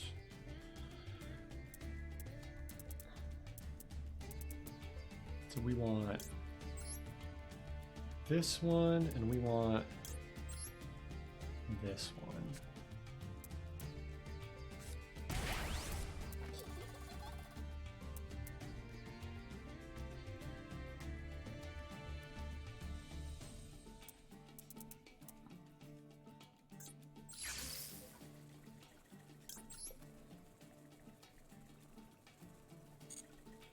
I don't think we actually want to summon the Night Howl.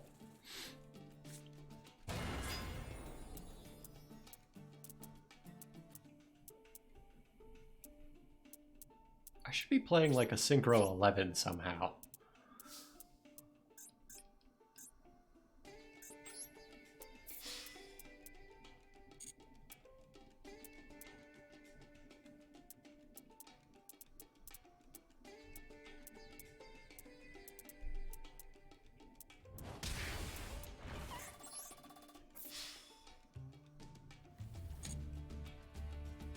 Like, this doesn't seem great, but it doesn't seem bad either. I think if we had drawn a Swirl Slime at some point here, it might have even been better. And I shouldn't be saying that in past tense like the duel is over, because it very much is not, but...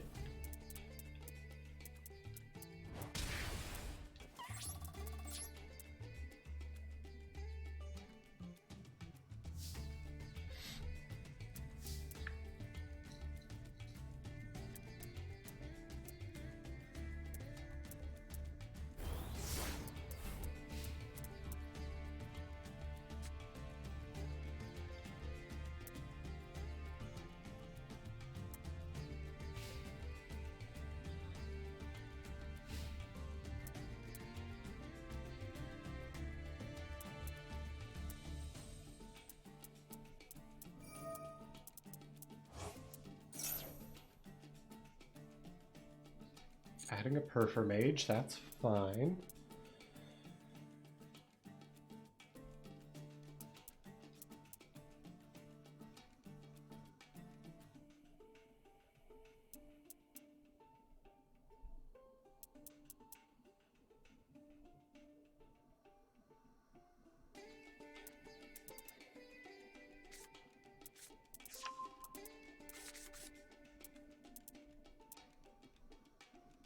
Are you also planning to pen summon?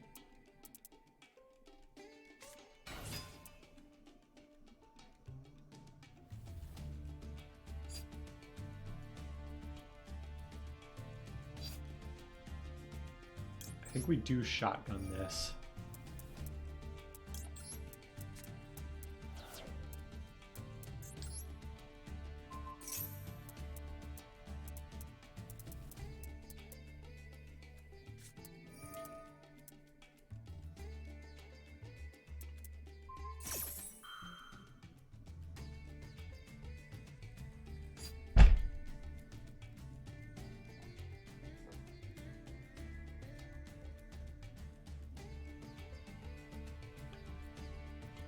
We're fine with that, because we are not planning on activating Oblivion King Ragnarok's effect anytime soon.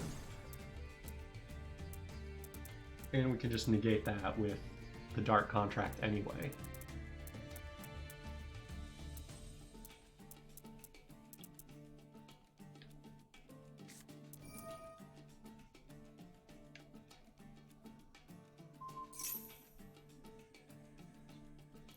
Now we negate.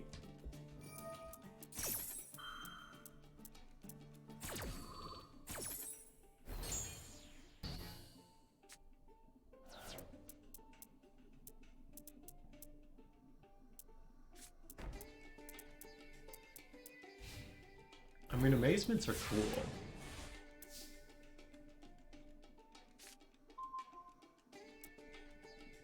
There's our swirl slime.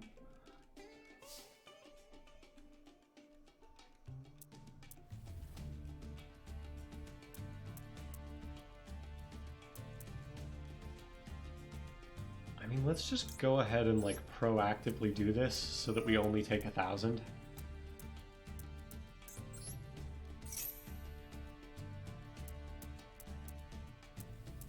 Because our Dark Contract with the Witch isn't even probably going to be live this turn.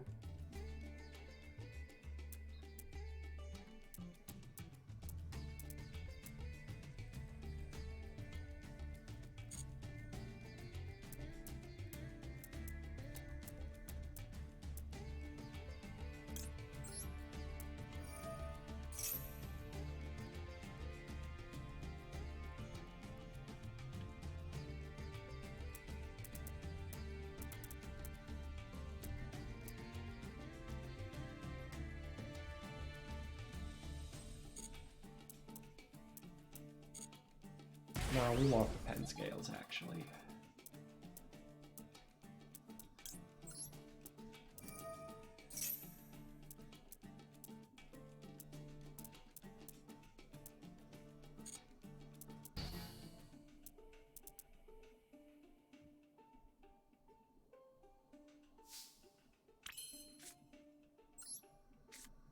Let's go Swirl Slime.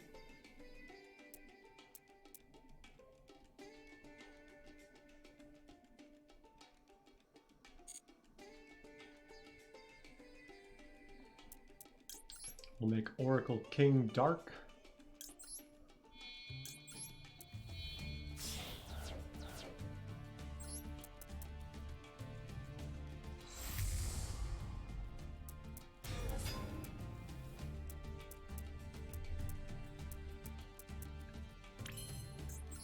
Change that to defense in case we are, in fact, not going to win right now.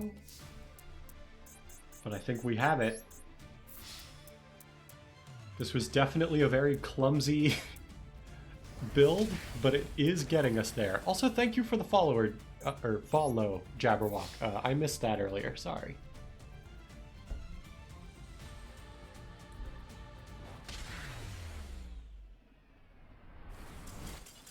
Also, it looks like my alerts are not running. Let me fix that.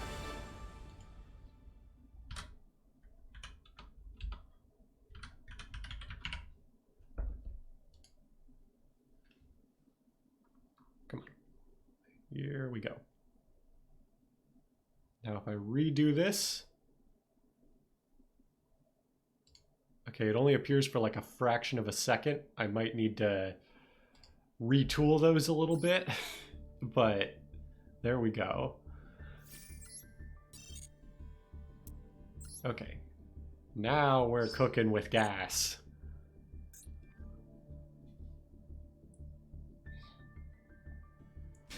Hello, Sheefoodermeister. How you doing?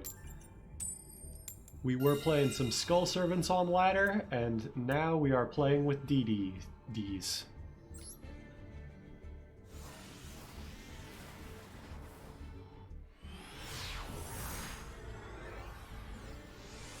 How's your Sunday, assuming you are not across the international dateline thing?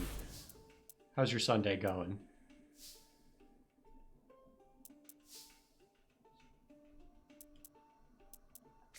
Let's go Swirl Slime.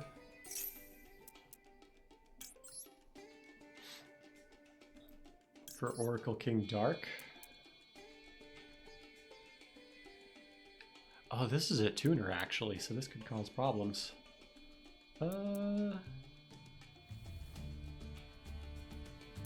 trying to think actually, who are my targets here? The fact that Orthros is a tuner is actually a problem. I probably should have read it. I think we just go... Yeah, feel free to ask.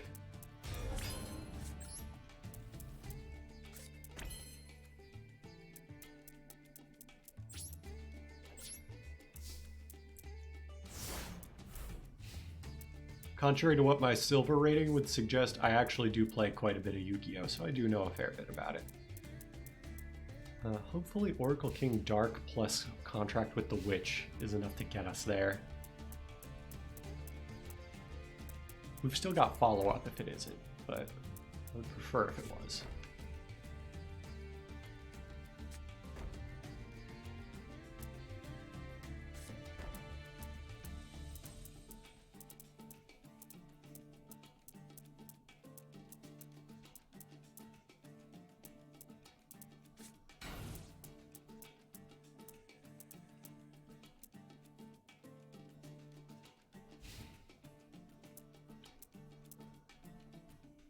Actually will activate this here because I'll take a free 1,000 life points.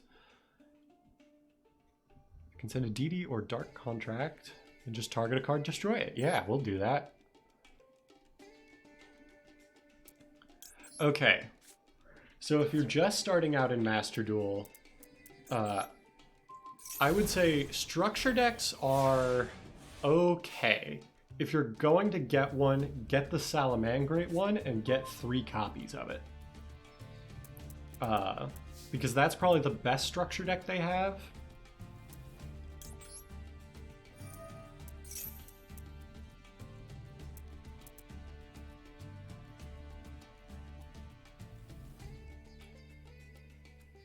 Yeah, I would say 3 of the Salamangrate structure deck is probably the best like starter thing you can build as a new player. Another thing you could do, in fact, I would recommend doing once you have your Salamangrate deck filled out, is start buying those like Master Pack bundles, like the ones that come with Ash Blossom, Lightning Storm, Infinite Impermanence, Forbidden Droplet. I would recommend prioritizing Impermanence and Ash Blossom. They're probably trying to banish my Dark, which is not fine per se, but we kind of have to be fine with it.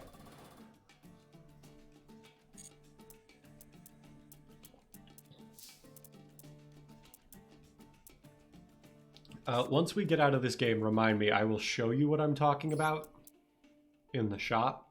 But basically, the Salamangrate structure deck is probably the best thing you can build right now. It's not the best deck per se, but it is very good. Yeah, Salamangrate, it's... I forget what it's called. I think it's like Blazing Spirits or something like that. We're gonna make Gilgamesh. Yeah, Salamangrate's not the best deck, but it's the most accessible one to newcomers, and it's the best kind of in its category. The best deck right now is probably Branded. I haven't looked at the most recent ban list to know for sure, but that's what it seems like it would be to me. Well, let's grab these two. These will be our scales. We'll go ahead and pen summon Orthros. I don't know that Orthros actually does anything for us here, but it's a card. Oh, it does do something. Never mind, it does not do something.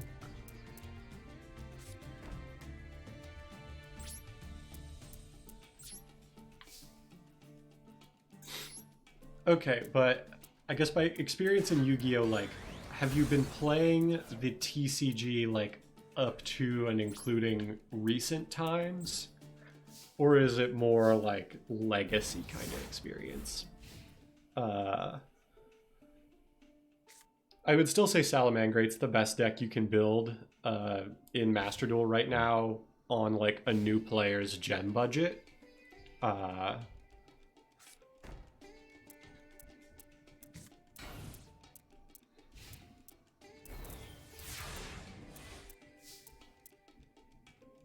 Yeah, I guess in terms of like whether that changes my recommendation, the answer is no. Okay, we'll take our damage because we have to.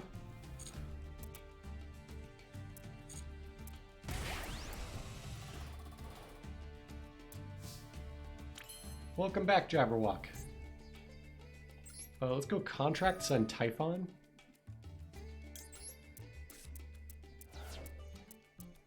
I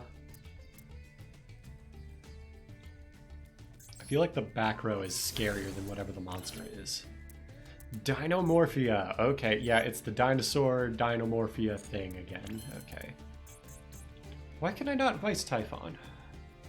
Oh, I have to summon a level 8 or higher, and I bet... what is it? Yeah, Oracle King Dark is a 7. If I could get Gilgamesh into the... Oh, wait. Oh, we have ideas. Hold on. This is going to be probably a bad idea, but we're going to do it anyway. We're going to summon Phoenix. And now we can Vice Typhoon. Or Typhon. For Dragonbane Beowulf. So because this is anti-spell, I am not playing the Dark Contract with the Swamp, but we did pull... I crafted the Link monster, and I pulled a couple of SRs that I think make the deck playable now. So now I'm going to go Beowulf in.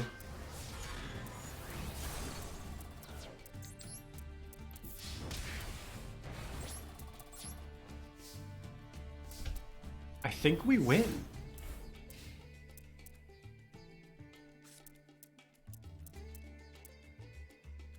Because we've got Impermanence face down, and unless that, like, other card is an Impermanence for our Impermanence, like, we just negate whatever monster they summon and then they got nothing. Or they set face downs, and they extra do nothing.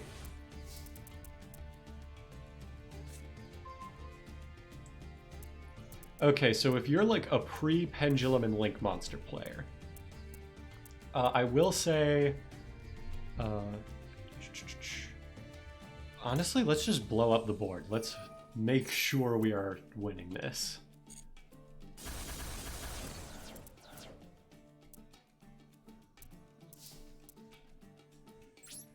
If you're an old-time player, so this is like kind of a two-part answer. I would say in terms of Salamangrate is always going to be the best competitive deck you can build. But if you don't really understand Link monsters, a like decent alternative choice. Okay, I didn't know all these Dinomorphia cards did things. Maybe I should have left them. Main 2, I'll just set one. And hopefully they don't have an out to Beowulf. There are options for you that are still good that don't involve Link monsters. If you're looking at structure decks, I think the Dragon Maid structure deck is supposed to be pretty good. So if you wanted a deck that only revolves around like fusion summoning, for example, that would be the choice. I may lose this because I got like overconfident.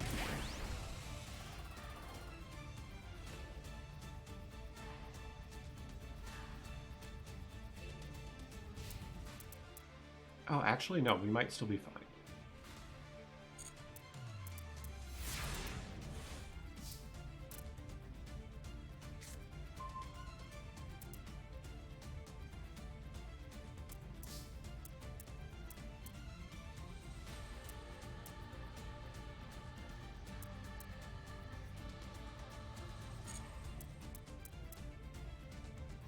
No, we're not doing anything. I think I'm going to try to play this safe and just try to attack over. Because I don't know what the other Dinomorphia cards do.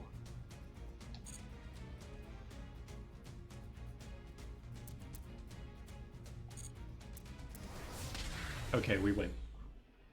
Alright. Schfudermeister, now that we are done with this game, I will help you go through the shop and understand what you're looking at.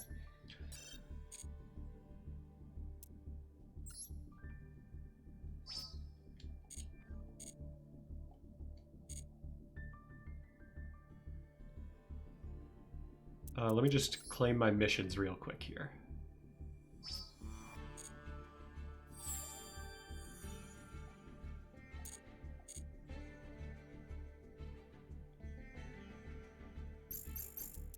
Let me claim my dual pass.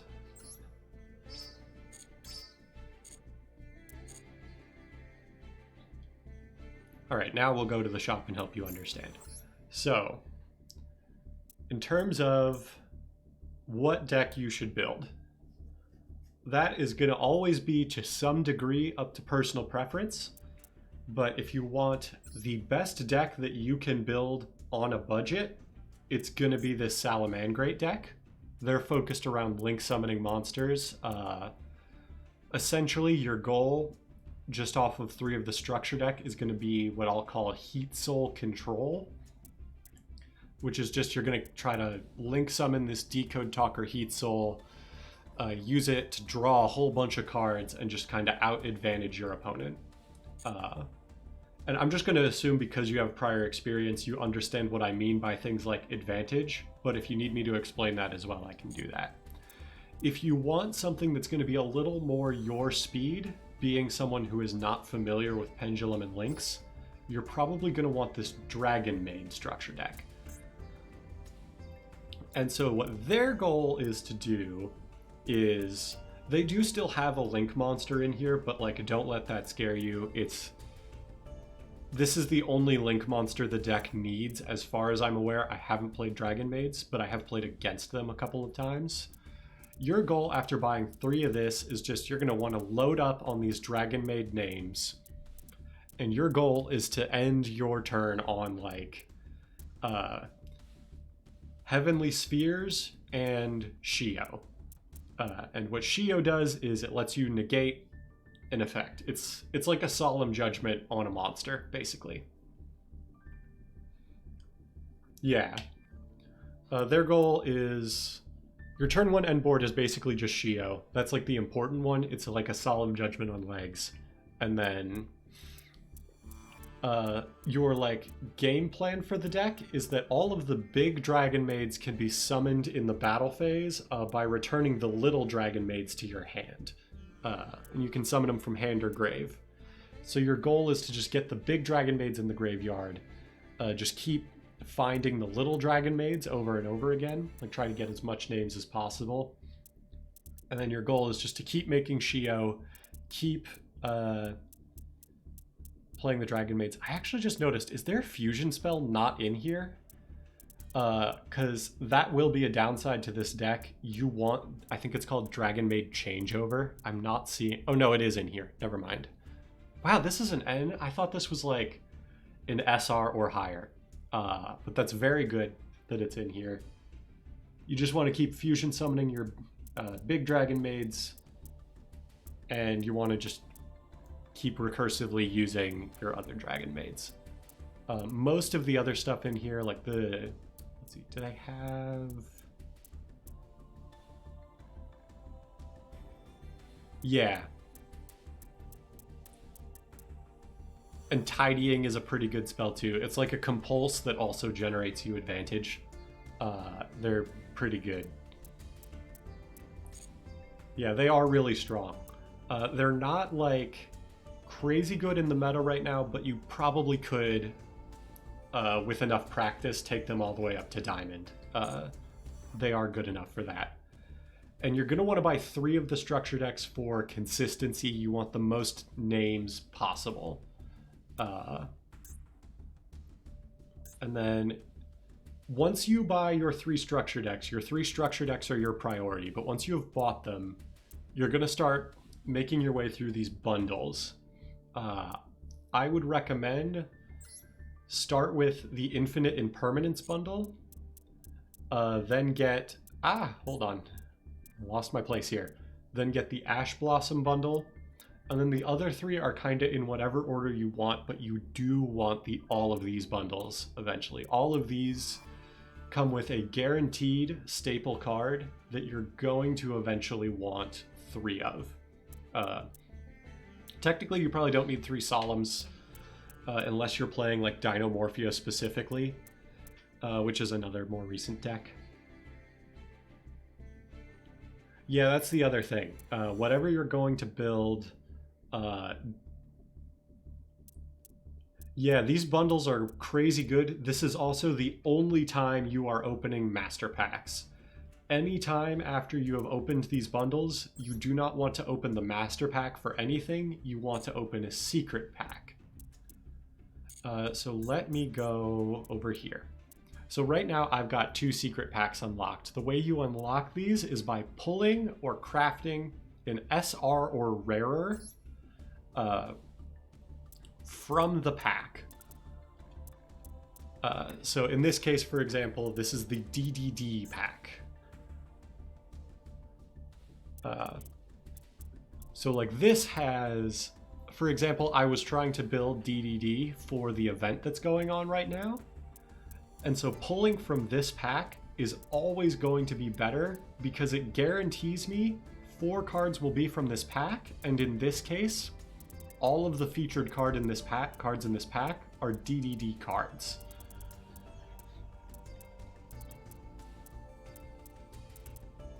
So that's really what you want to be pulling from. So I'm going to go ahead and get back into the games now because that's really all you have to know. Yeah, there are theme-based packs, and you always want to pull from those after you get the bundles. The bundles are your first priority because you want those staples.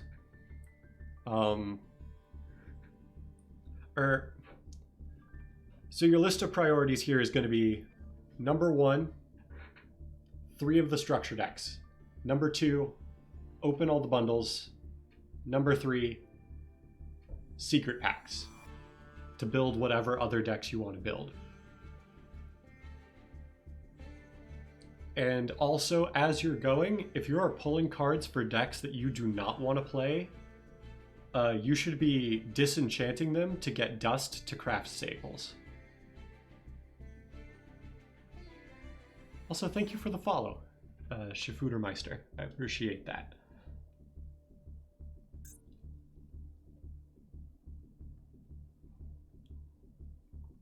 Oh yeah, that is the other thing. Secret packs are timed and go away after 24 hours. You can craft another card from them or something to get them again. So it's not the end of the world, but the bundles do never go away. So if, for example, you're pulling from bundles and you happen to find a secret pack that you're really interested in, I would say go into that.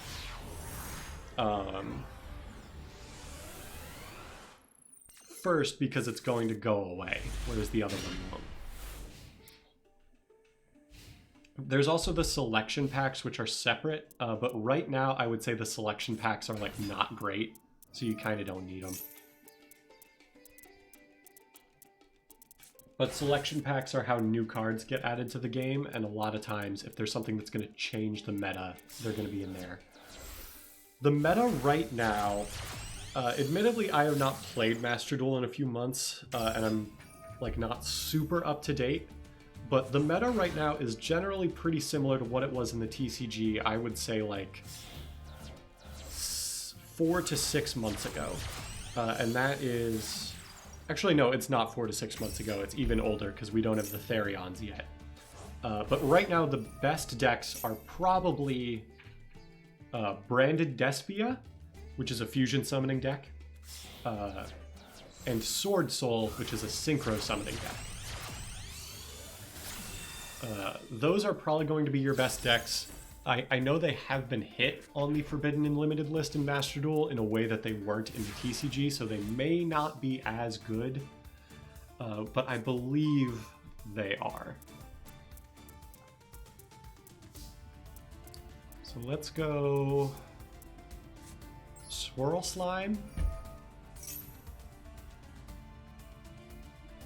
Yeah, I think they only got hit like Long Wand to 2, which still makes them very playable.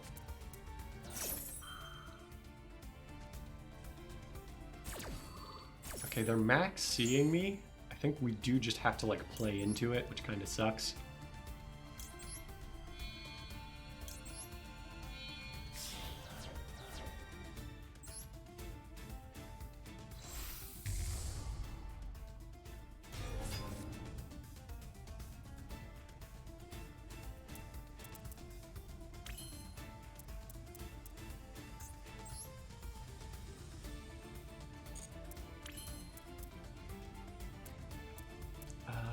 Sorry, I'm thinking about my play here. I think normal summon Orthros. Like, it sucks that they max seed me, but we really have to play it here.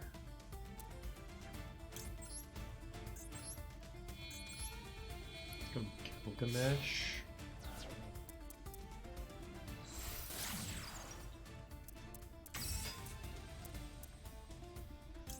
We're going to set our pen scales.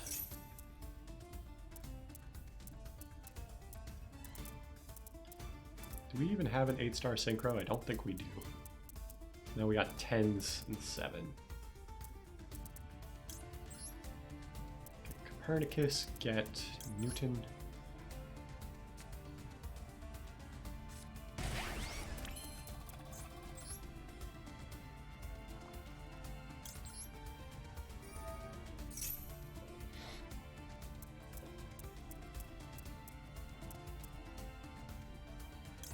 We make Dragonbane, Beowulf.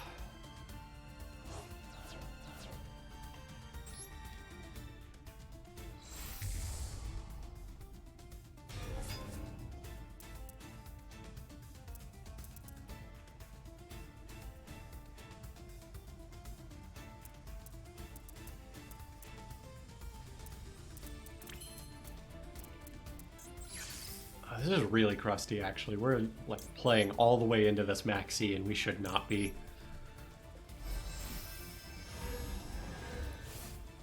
The Earthbound Immortals, I believe they are. They're not great, but they are in there. Let me see.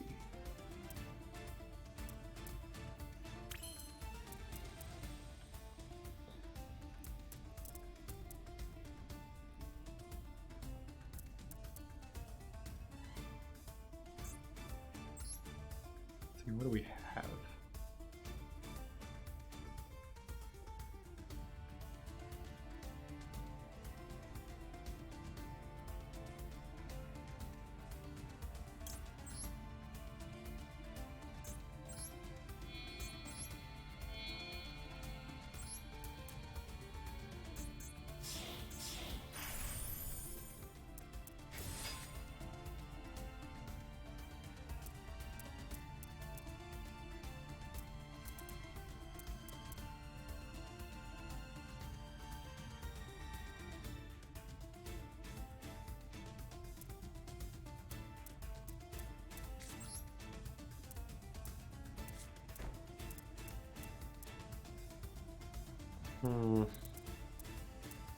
Yeah, this is actually really bad. I should not have played all the way into this. Because I didn't have a way to get to my other thing that, like, pops cards.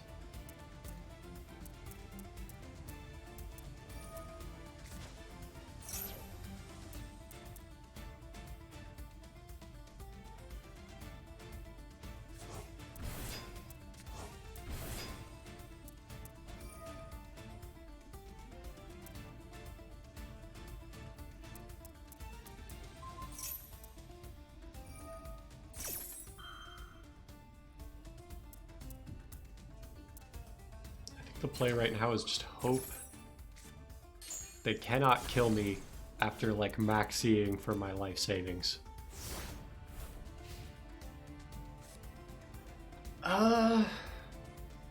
That's tricky. I like both for different reasons, I would say. I will say at the moment I am playing more Yu-Gi-Oh than I am Magic, but that's more so because I think Arena is a less good client than Master Duel at the moment. Just because Standard is, like, playing Arena requires you to grind Standard, which I would say is probably the least interesting Magic the Gathering format. I think, if you sat me down and said, you have to choose one to play, I would probably pick Yu-Gi-Oh! Right now. But I think, like, Magic is one of the ones that, like, I can keep coming back to.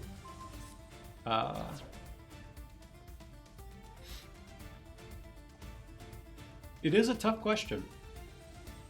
Yeah, I think I would say...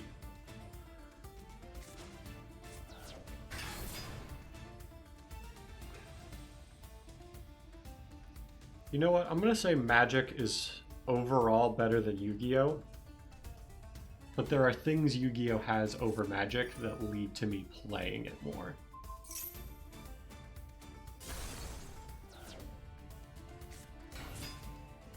Is this Unchained Live Twin? Is that a thing that works?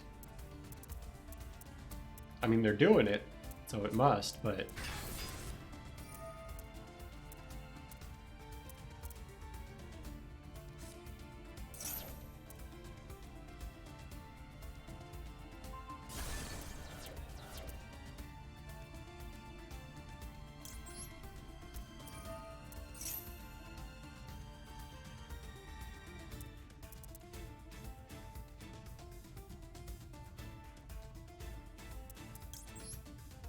We have to grab Witch here, because otherwise we have no out for Trouble Sunny. I mean, we're still probably dead, but it's worth a try.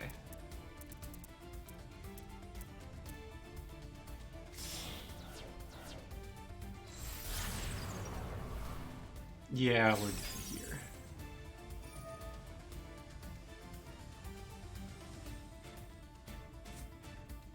Yeah, I think the Earthbound Immortals are kind of like due for some legacy support. Because I don't think they've had much, if any, since they were like originally released.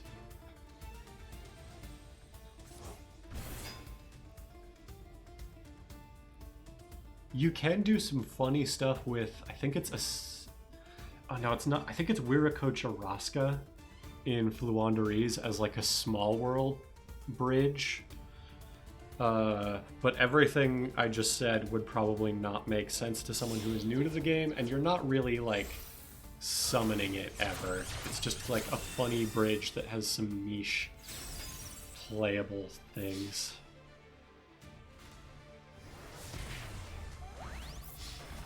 And, like, even then, it's not great in Wanderies.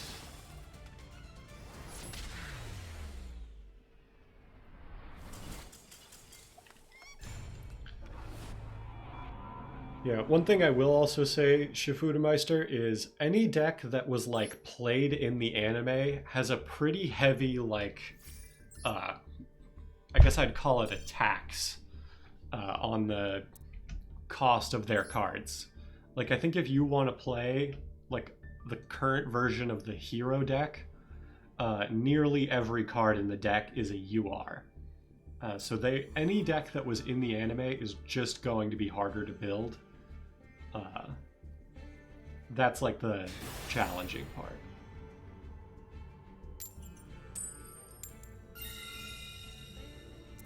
We want to go first.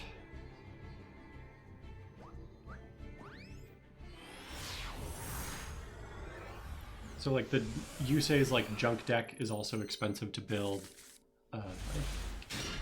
The Red Dragon Archfiend deck, I assume, is expensive to build. I haven't actually looked at it. Dark Magician, Blue Eyes are both kind of expensive to build. I think we're just setting 3 and passing, unfortunately.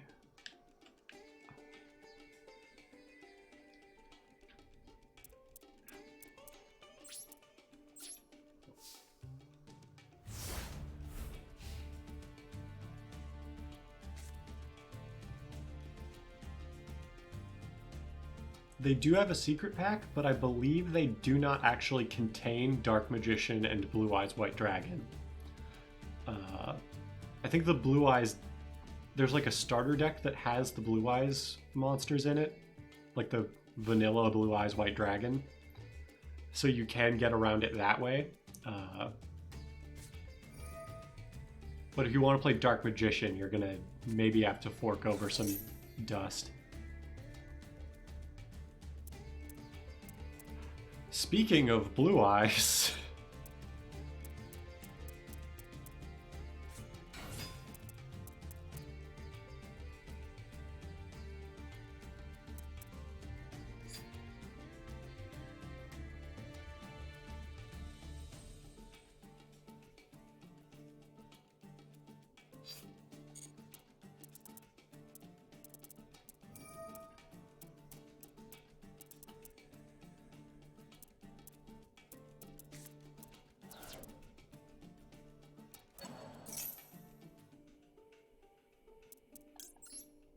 We'll imperm that.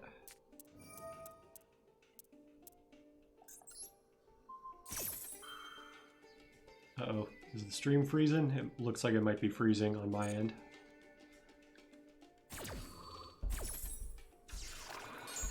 Comcast, what are you doing? Let me try some.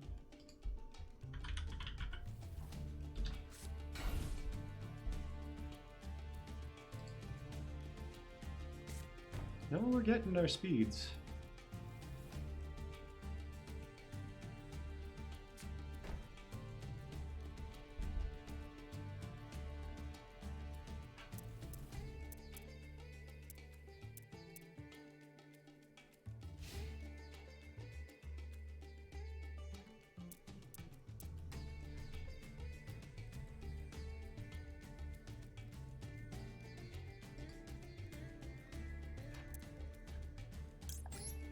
Yeah, we gotta do this now.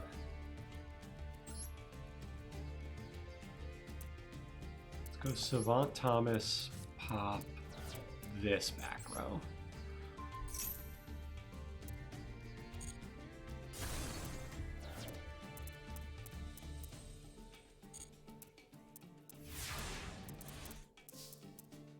Magic Cylinder, that actually may have been kind of crazy for us. I'll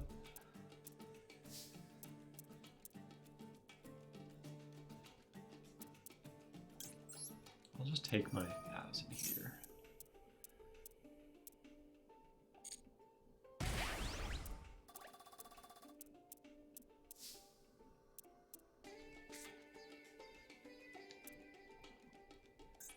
Actually, let's do this now. Okay, our stream should be back to normal now. That's good. Let's pop their back row. Solemn. Glad we hit that one.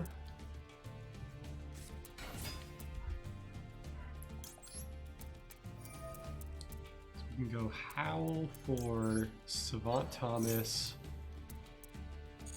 And then we can go Gilgamesh. Technically, I might have been able to go for like a synchro play there, but...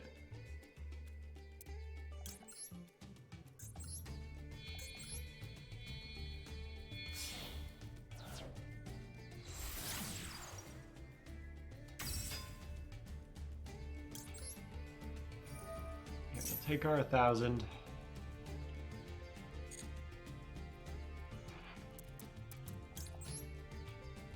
Take Copernicus and Thomas. Or Newton, excuse me. Let's pen summon back Savant Thomas.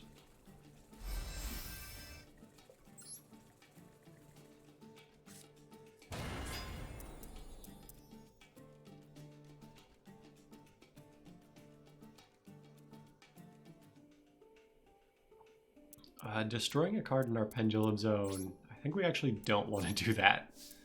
Because I want to have the scales to be able to get our monster recursively every turn.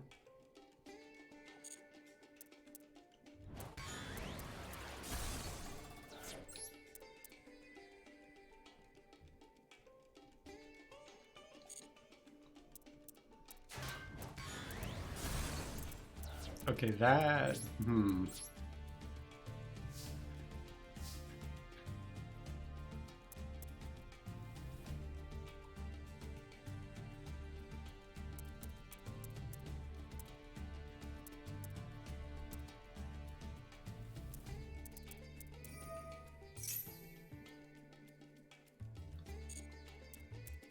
Wait, if he had the White Stone of Ancients, why didn't he just discard it last turn?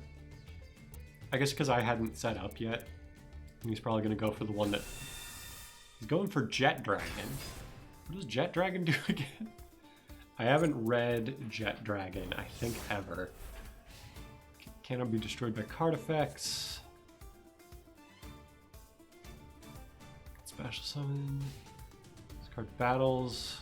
You can return a card to my hand? Okay. I mean, if he wants to do that, he's welcome to.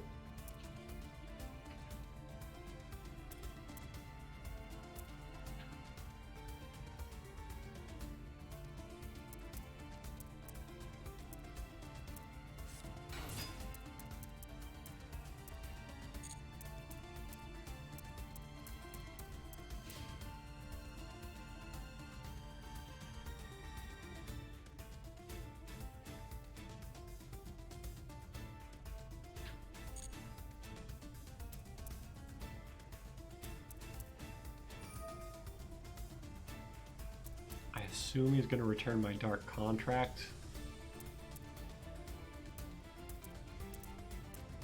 Jet Dragon can come back from grave. Okay, that's good to know.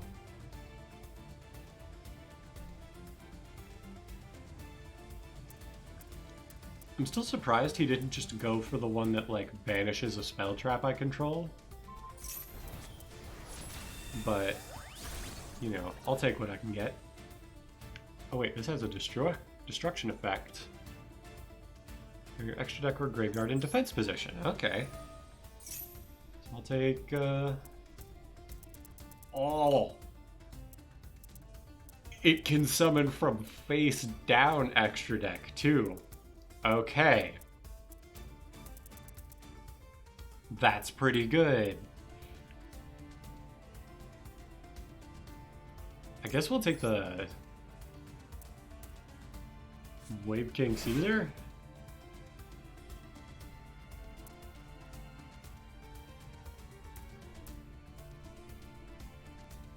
Like, we're playing the long game here, but we win the long game, I think.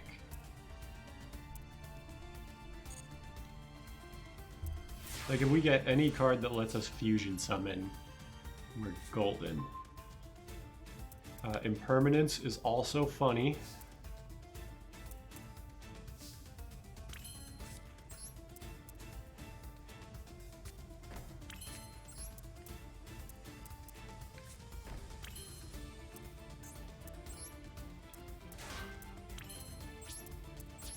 Yeah, I think we just sit here.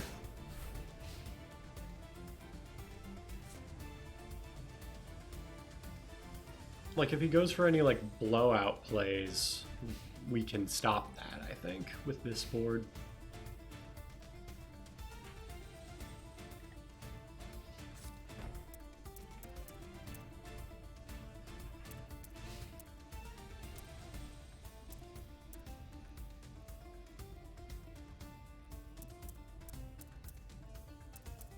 Like, if he goes after my Savant Thomas, we just keep, like, Pendulum Summoning, excuse me, back every turn.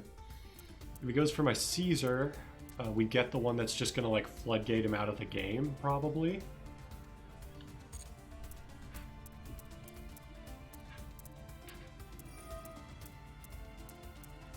Okay, yeah, return a card to my hand. That's fine.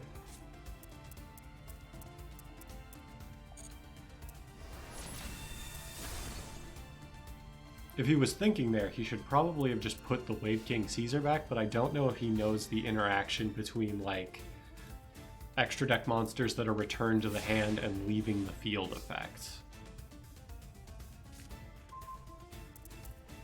Okay, we have Savant Kepler.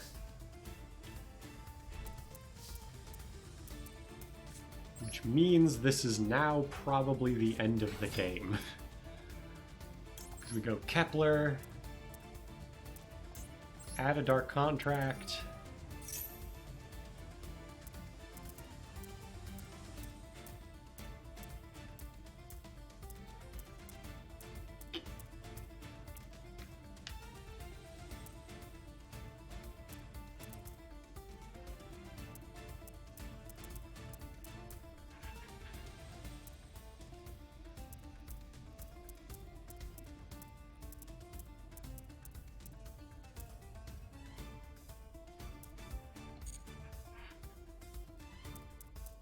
Let's add this one that, if I have read it right, is just a floodgate.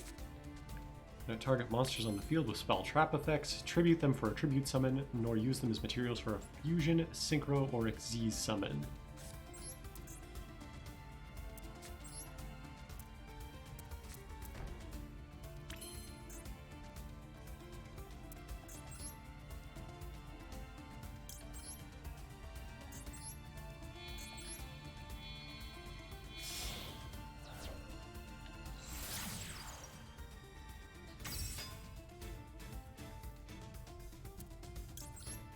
Get our search. And do we even want to pop his card? I think we do, but it doesn't really matter.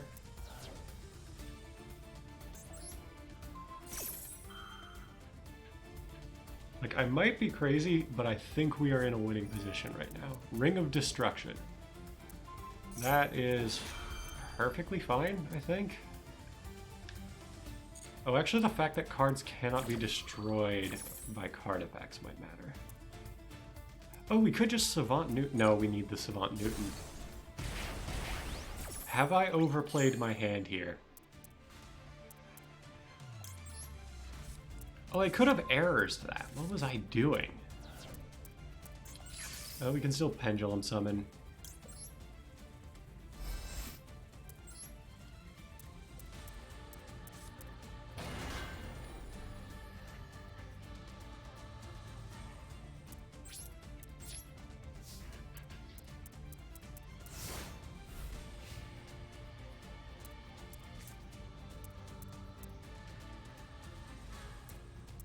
Actually, we might be losing this, unless I can get a Necro Slime and get it into the grave.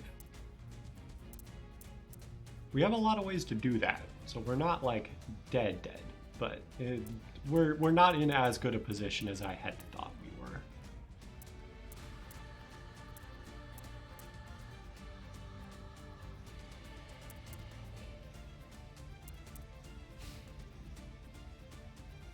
Yes, you can. There is crossplay.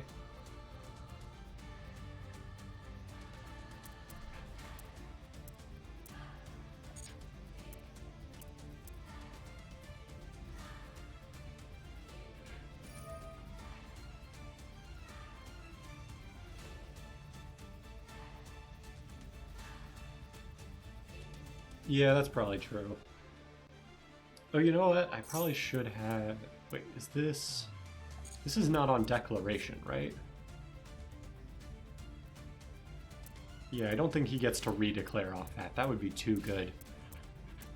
Okay, so now if we draw Swirl Slime or Necro Slime, we have this, I think. Savant Newton is not either of those.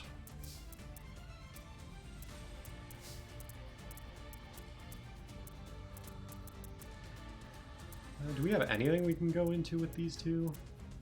Not really. I guess our dark contracts are now slightly more alive.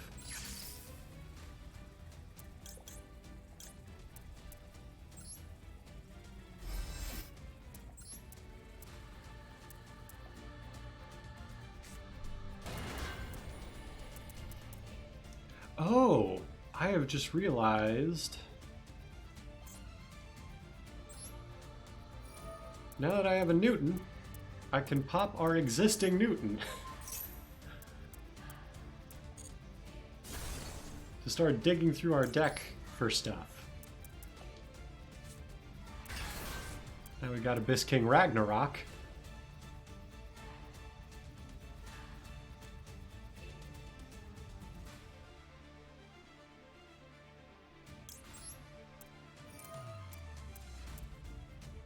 Oh wait, this is going to be negated anyway.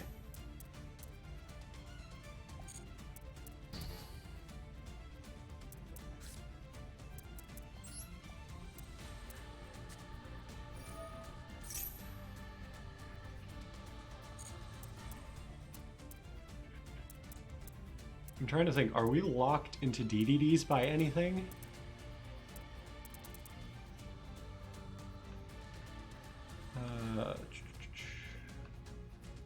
I feel like we must be.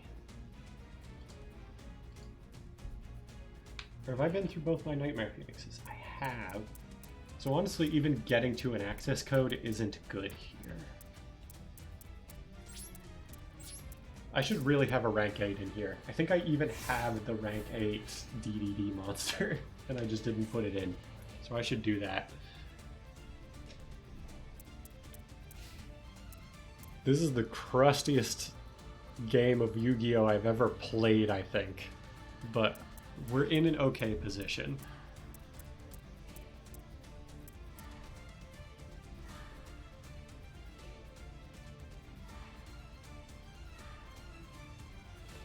Like, as long as he continues to just go for Jet Dragon, like, return a monster, then I think, like, we don't have to do anything.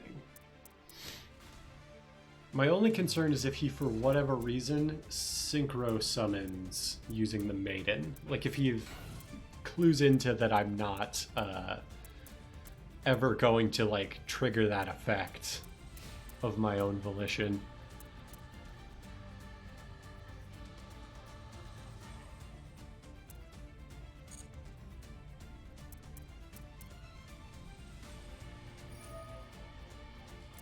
I assume he's going to return Thomas, because if he returns the king... Okay, going for a random back row is fine. Is he trying to hit the witch?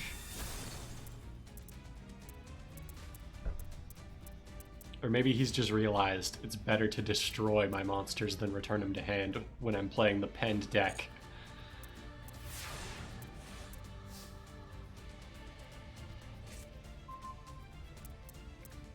We do have another Kepler. I can target a DD I control and return it to the hand. If I target Oblivion King, does that do anything? Like, summon Oblivion King, we could get back Genghis or Wave King Caesar. I don't think that does anything. I think we're literally just chilling until we have Night Howl.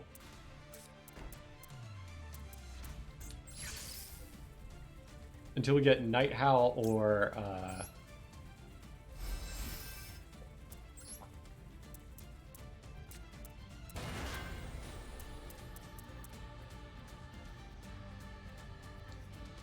Oh, wait. Hold on. Other cards you control cannot be destroyed. I could just banish the Jet Dragon.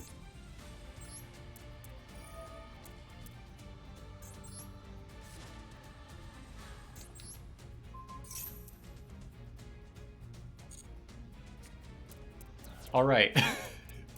We have outed the Jet Dragon. I think the play, though, is still to do nothing. Because we don't have a clean out to Maiden. And that face down, I'm reading that he's doing what he did before, where he just set the White Stone. Yeah, that's what I'm thinking. Just turn by turn, banish his field, play the slow game. Like if we get a Swirl Slime, we can start going for, or a Necro Slime, we can go for more explosive plays, but we just don't need to, so I think we don't. Like we don't have to commit any harder than we already have into this board state.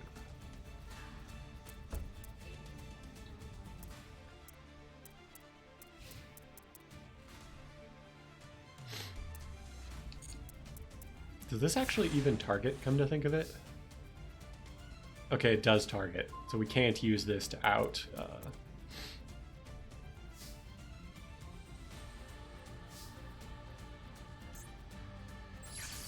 Yeah, I'm kind of surprised he's not making, like, kind of larger plays. Sure, we'll summon the Baphomet, why not?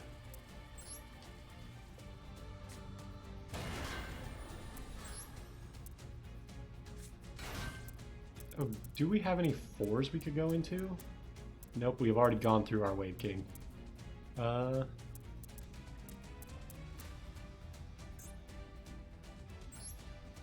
Yeah, just turn over turn. We're gonna keep banishing cards.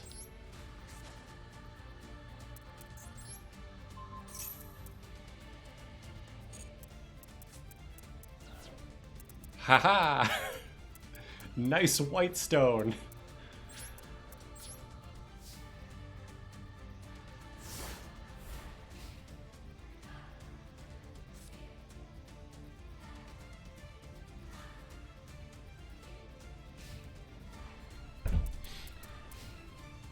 It's kind of amazing that Oblivion King Pass has been enough.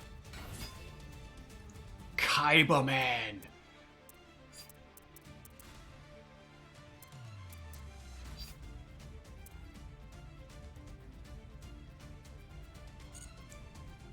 You know what? I want to see the blue eyes. Commit to the blue eyes.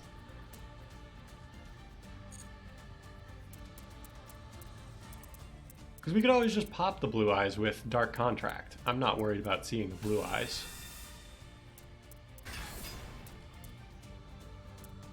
Oop, I should have toggled on. This is actually a problem now. I got too greedy.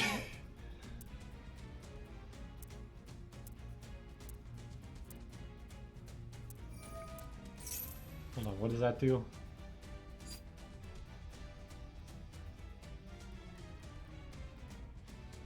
Set the card but banish when it leaves the field.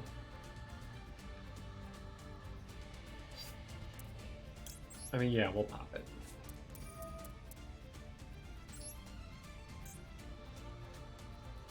We pitch Kepler. Actually, maybe we didn't pitch Kepler there, because if we draw a Swirl Slime now, it's not alive. I probably should have pitched Errors. If we lose because of that, that's on me.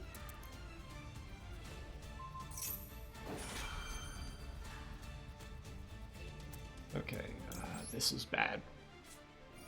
Because now we got to do Errors. I mean, it's not the end of the world. Because we can still Errors on our turn to make us lose less life. Ah, we negated our own trap too. That sucks.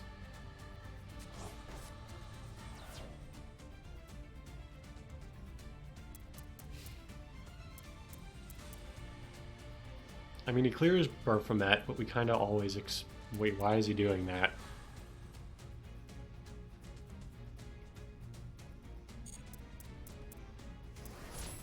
Did he forget that his own card was not live?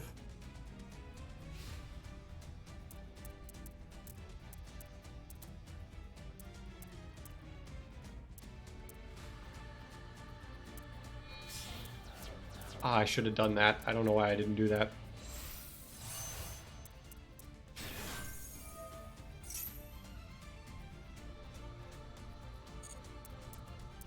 I should have just activated this. I've been like holding these and I should not have held them as soon as I saw that other blue eyes come down. It's not the end of the world, but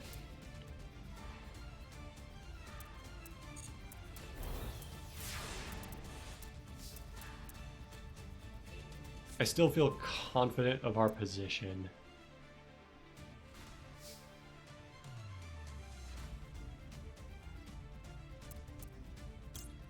Let's activate. We just have to proactively contract here.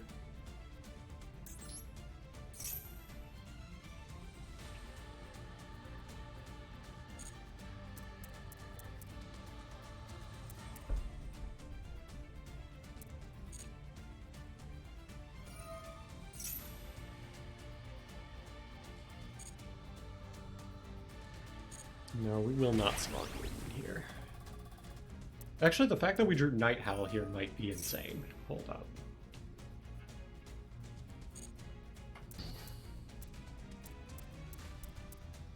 At the very least, we can synchro summon stuff. So we want... I think we take Thomas. I think we actually want the normal summon here.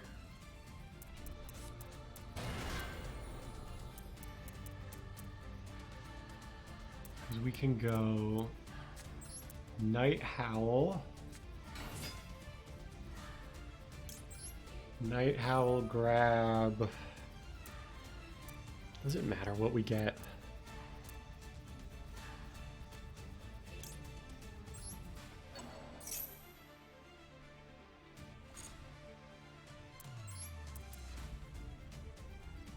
I think we get Kepler and use Kepler to just dig through our deck for more dark contracts. I'm kind of amazed we have 6 ways to fusion summon and we have not even seen a way to get to them. Technically 8 if you include the fact that we have 2 more Savant Copernicuses in the deck. So let me actually think carefully about our line here. So if we want to... Let's see, we could make Gust King Alexander right now and then have no follow-up play.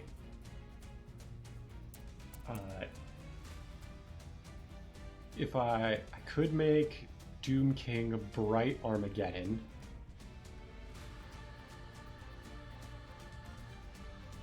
I think we make Bright Armageddon because it outs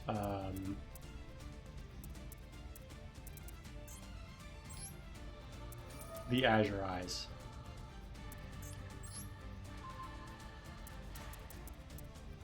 We'll make it level 7.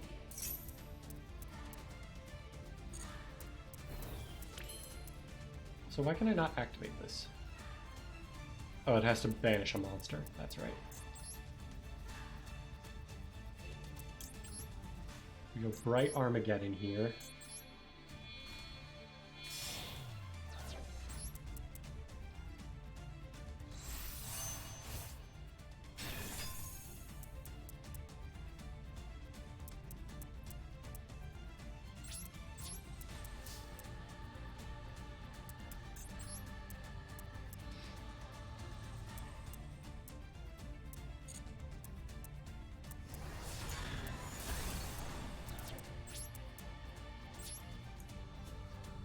And then I think we might just win.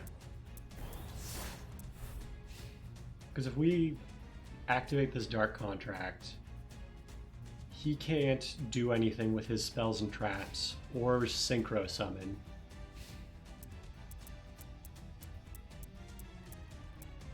We have the Witch to pop if we need to. Okay, can you add a Blue Eyes monster to hand? Just adding vanilla Blue Eyes?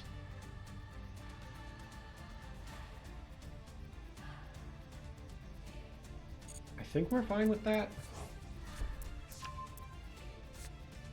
I guess I don't know why I'm not just shotgunning Eternal Darkness.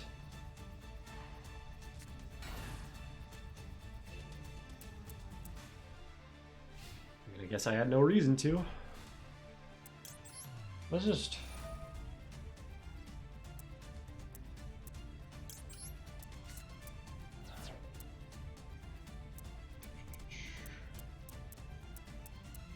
Let's get aggressive, why not?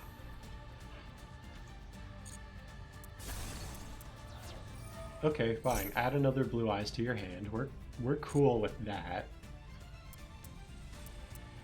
I don't think the trap card lets him like summon a Blue Eyes from hand, right? So we just...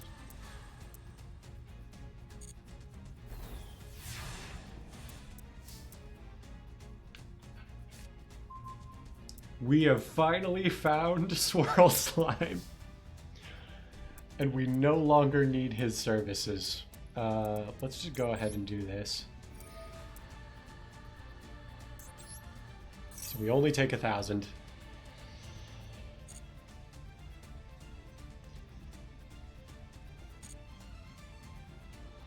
We'll just skip to doing the mandatory 1,000. Could even Savant Newton here, but I actually don't think we need to.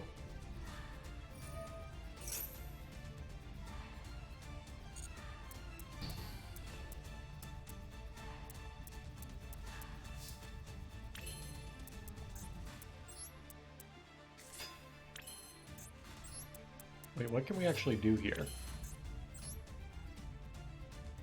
We can make access code. That's actually kind of funny. It's awful, but it's funny. No, there is no world where we do anything other than just go to battle and try to win. Unless he's playing like Battle Fader or something. Yeah, we got this. If he could have done anything on an attack, he would have done it on the 35. Oh my gosh, that was a long game.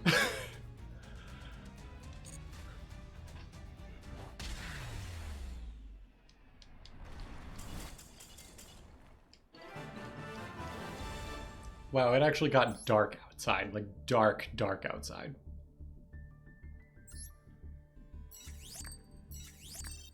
Yeah.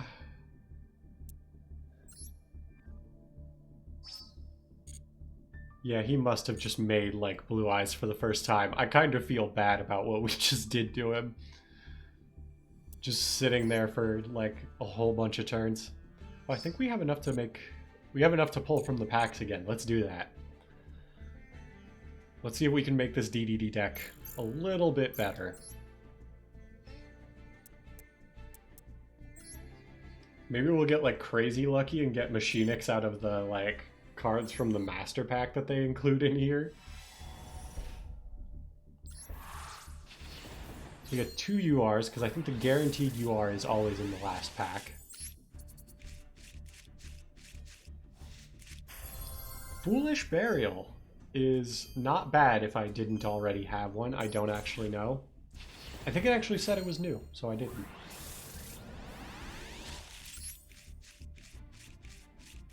Crusadia Regulex, that would matter if I ever build Crusadia. I think I already have, like, the Magus or whatever.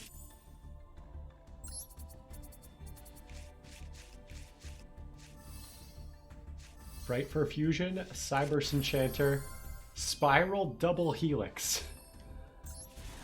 So I could play Spirals.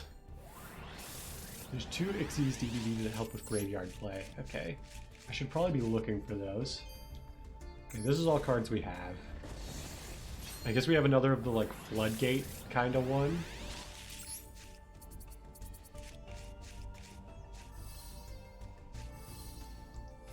What's with all these out-of-the-pack SRs? Give me the sauce!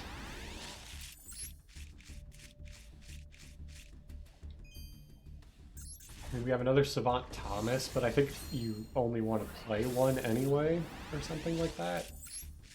I mean, maybe not in our specific build, I don't know. Rebel King Leonidas, that's like an actual card, right? When you take effect damage, you can destroy this card, and if you do any effect damage, any effect that would inflict damage to a player this turn increases their life points. Or it's an effect monster where when you would take effect damage, you can special summon this card. Okay. This is like a real card. I would probably play this in the deck right now. Just because it's like a guy. It's a guy, and it lets us like use our cards more proactively without worrying about the burn damage.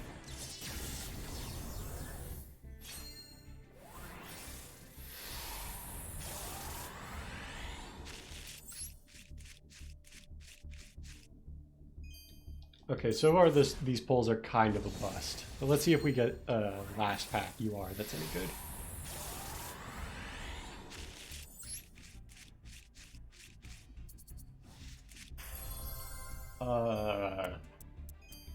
DD Wave, Oblivion King, Caesar Ragnarok. I mean, if I make... I could use this. You can target one other DD or Dark Contract you control, return it to the hand, and if you do, equip one face-up monster your opponent controls to this card, except the battling monster. This card gains attack equals... Okay.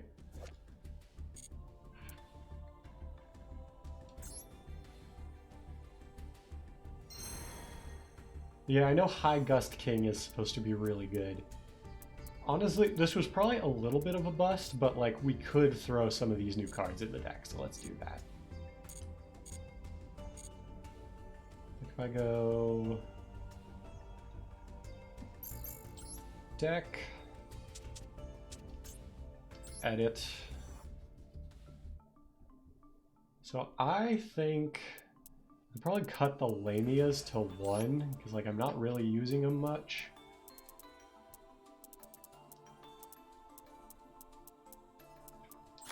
For Leonidas. And then I think most of the other changes we want to make are actually to the extra deck.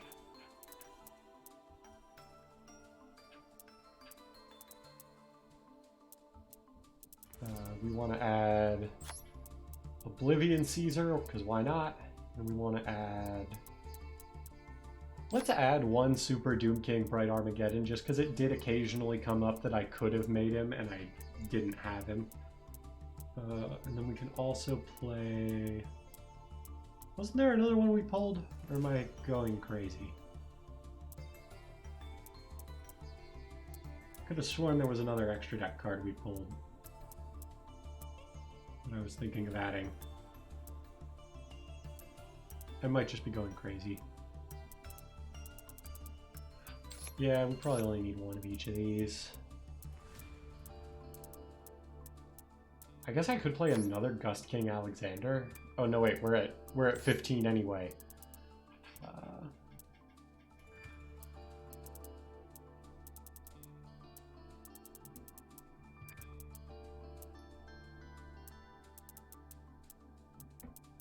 You know what I might do? I might go like 2 of this guy.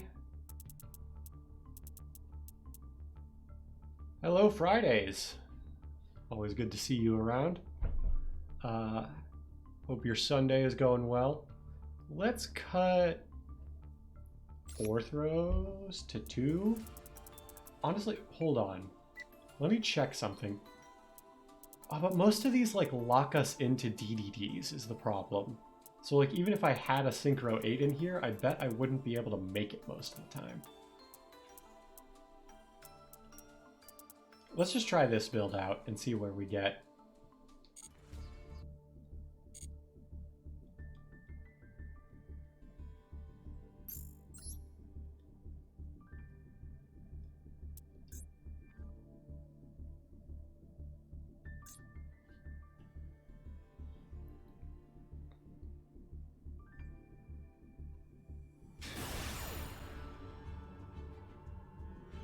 This will probably be my last, depending on how long this goes, this might be my last match of the day.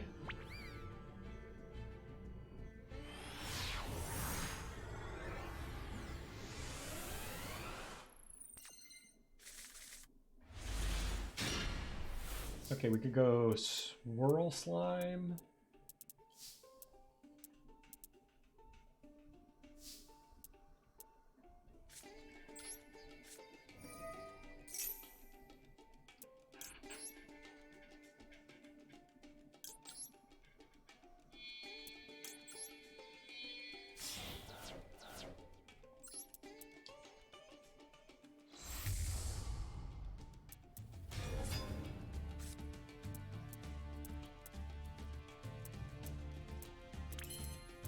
Interesting.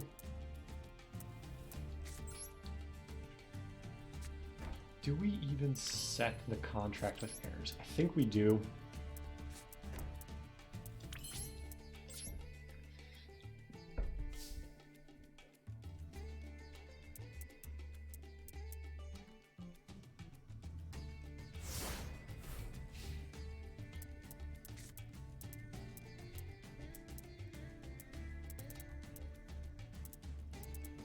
Like, we just sit on King Dark.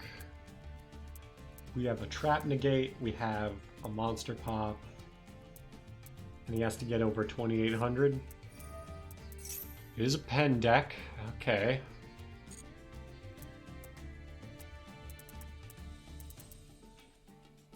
They are playing White Wing Magician though, so how good is this pen deck really?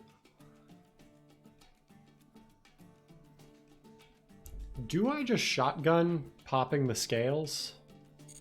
I think no, because if he has literally any other scale, this becomes a bad move where they just get to plus.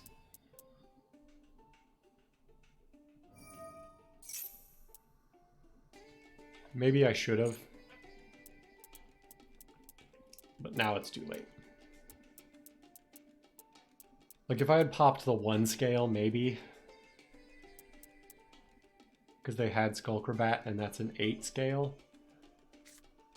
But no, then they just normal summon Skullcrabat and get a scale anyway. I made the right call. I think we sit here and we wait for them to make Electromite. I assume that's what they're going for. Like they make Electromite and then we shotgun Dark Contract.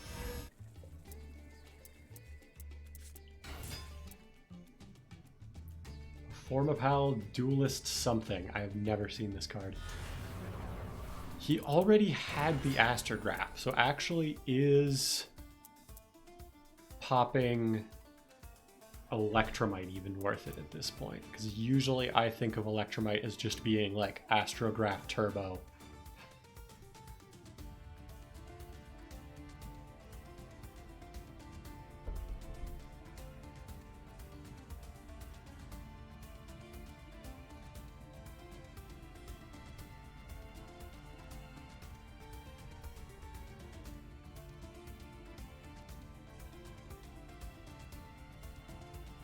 Is he going for Zark Turbo?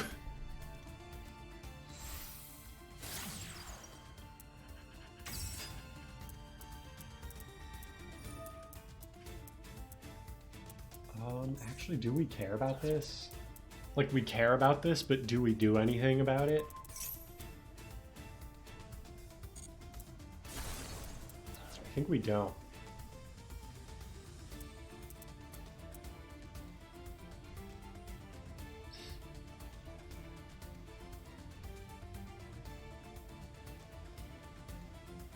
Because next turn we can Night Howl, go for Bright Armageddon, or go for Gilgamesh. Both of which seem good depending on what we draw. If we draw like one of our big guys, I think we go for Gilgamesh. If we draw just like a random guy, I think we go for Bright Armageddon. Like, we could pop the Astrograph, but it does so much more being face up in the extra deck, I think, than it does just just sitting on his field is a 2,500.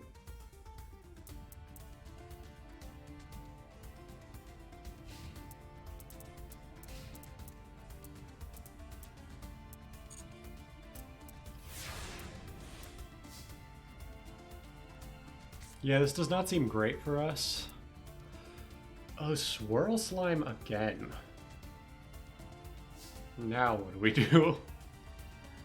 This might slightly change what our game plan is.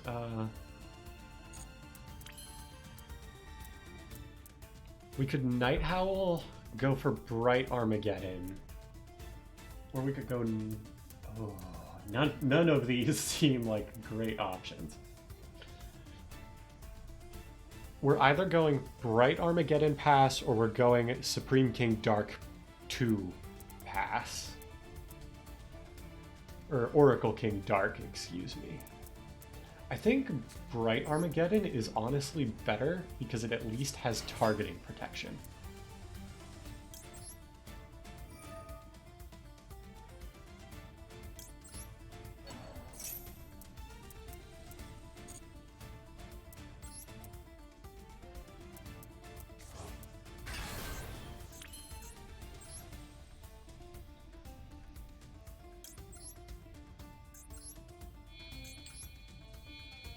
Like, he's still got scales and everything, but... Like, we can pop scales if we need to.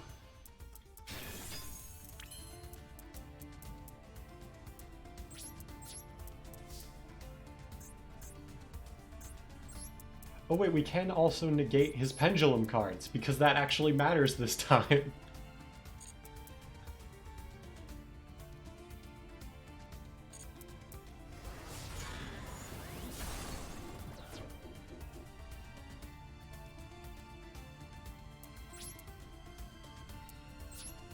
Yeah, I think we pass on this. But if we make them choose one of their effects to not be negated, that could matter. Or it probably won't, but it could.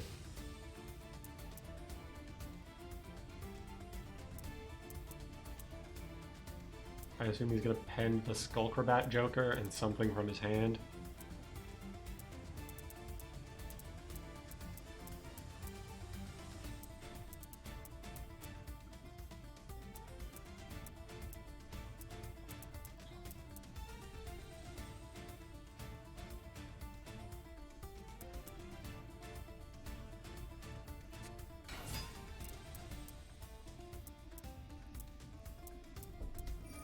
Hold on, let's see what scale he adds.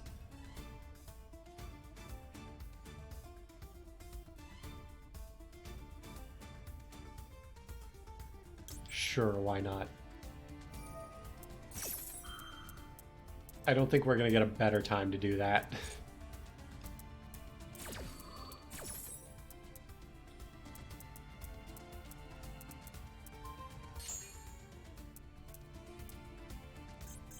One thing I'm thinking about is if he gets like another 8 scale here, and if we pop the 1 scale, what does he do?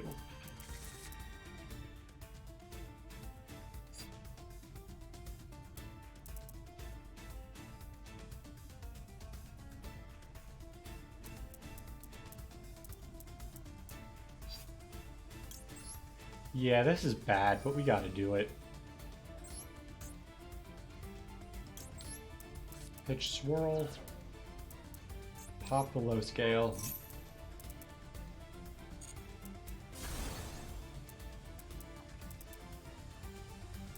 And now what do you do?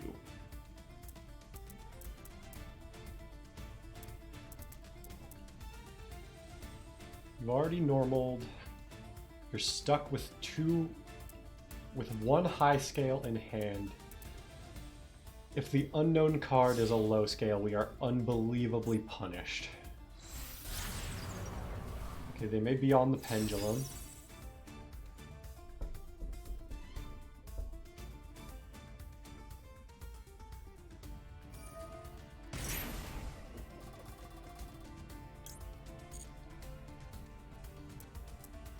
Okay, so they're gonna get their low scale this way. Most likely. Yeah, they got purple poison. At the very least, we have like already gone through the worst of their effects, I think.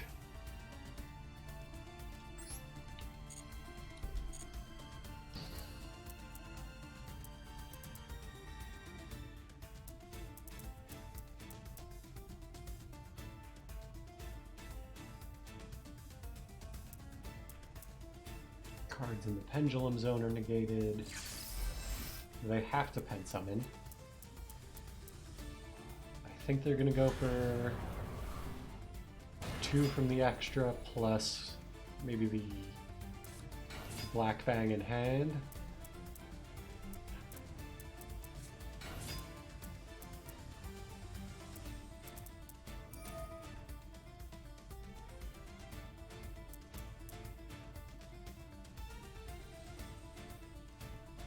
You can't target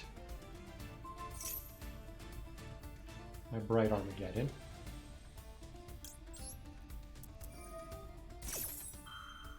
Oh, this is not a once per turn. Why is this not a once per turn?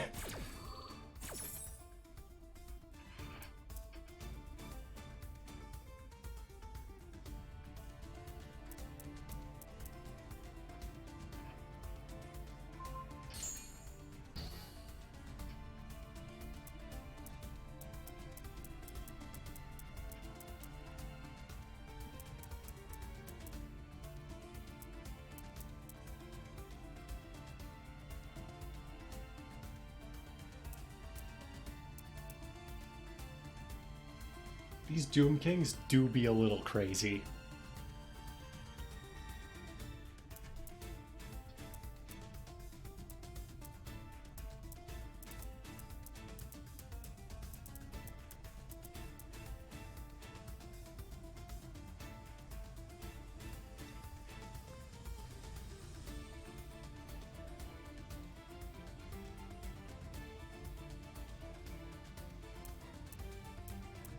Alright, do they have an out at this stage?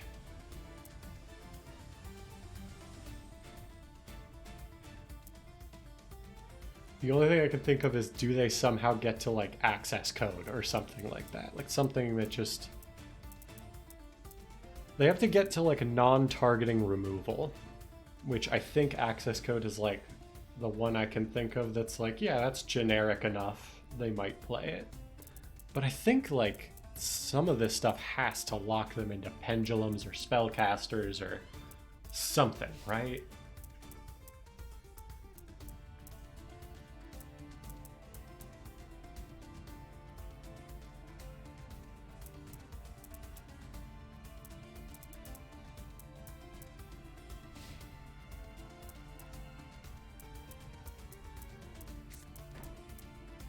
Now, our only downside here is, as of right now, we don't really have a way to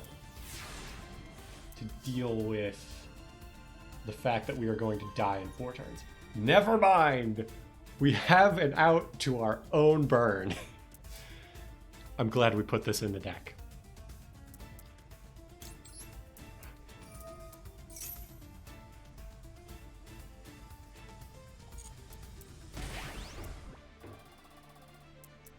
I activate Rebel King Leonidas.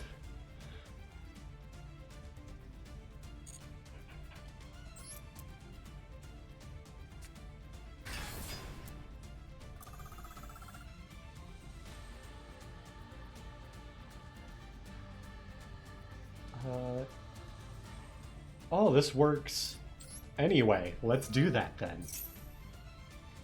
Let's just make him choose a pendulum monster.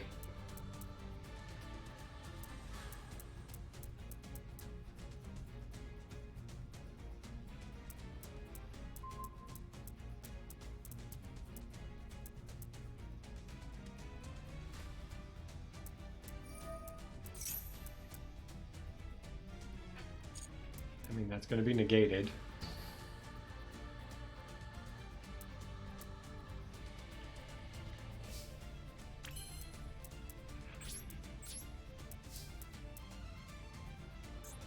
mean, if we just take care of, like,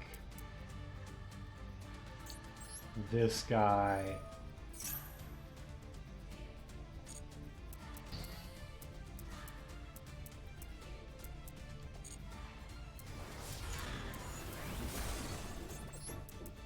and this one. Like, what does this guy do on following turns?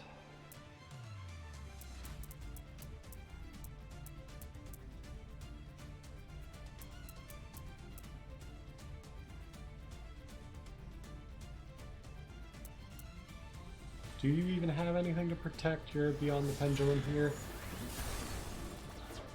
Yeah, I thought not.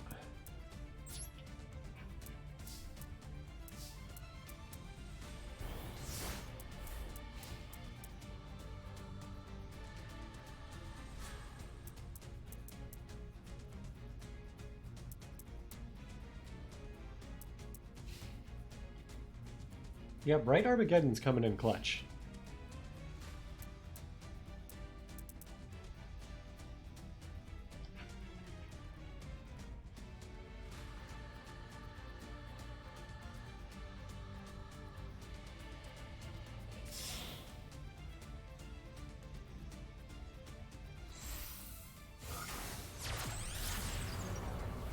He's playing a second Beyond the Pendulum. Interesting. I mean, it does seem like a good card. Like, I don't begrudge him playing it, but also, what is this going to actually do? Like, he's gonna add a scale thing. He doesn't have the material to get to Zark, does he? No, everything's in his extra deck right now. See, he's got the Synchro Dragon. He's got the Xyz Dragon. He's missing the Pendulum Dragon and the Fusion Dragon. So I don't think he outs this board. Unless that last card in hand is like somehow both Purple Poison and Double Iris.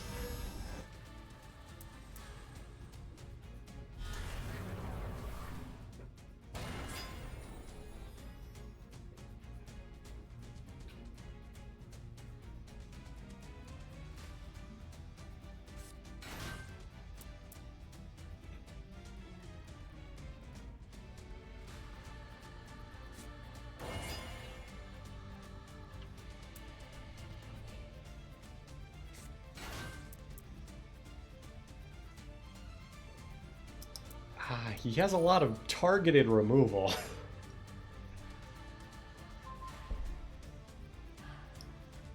I mean, he knows what's happening here.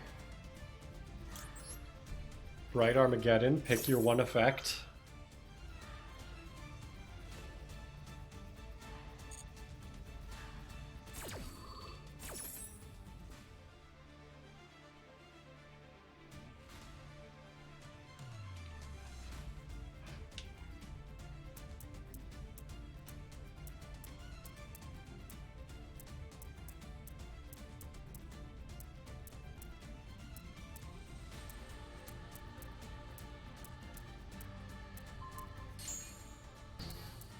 He wants the Eccentric.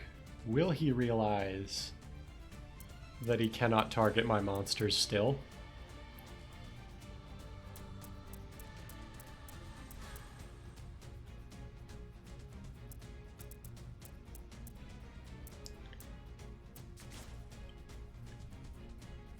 Okay, he's Link summoning.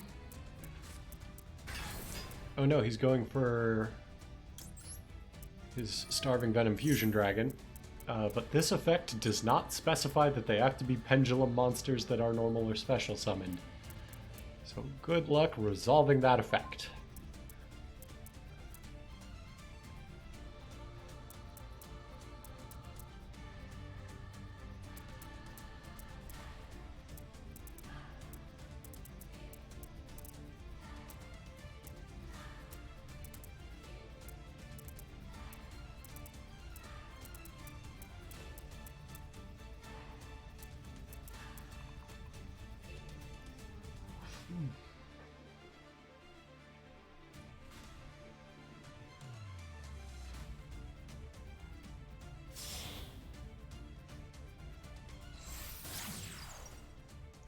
Okay, so he's gonna Phoenix, but he has no card to discard.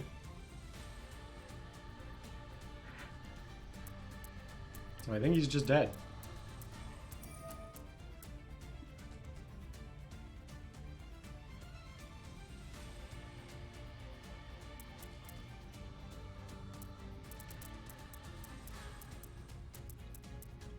I mean, even if he targets Bright Armageddon, we're fine. Yeah, we're fine. That's what I'm wondering.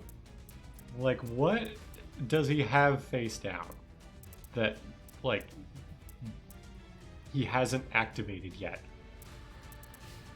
The only thing I can think of that they play in Pendulum Musicians is Time Pendulum Graph. But I feel like surely, unless it targets stuff, like, there's no reason not to have used it.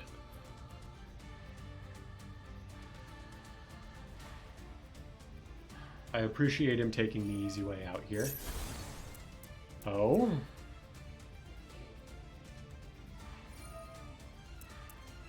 Oh?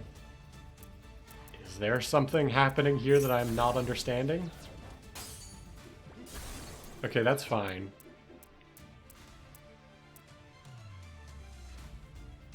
Now this has to be him just giving up, right? Yeah.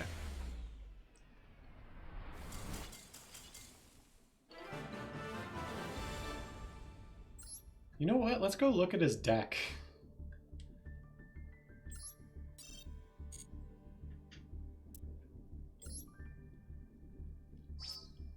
If I go to my match history, what could his face down have been?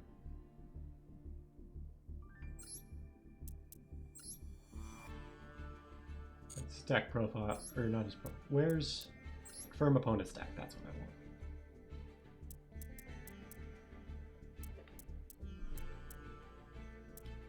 Maybe it was infinite impermanence, and he didn't activate it because he couldn't target anything.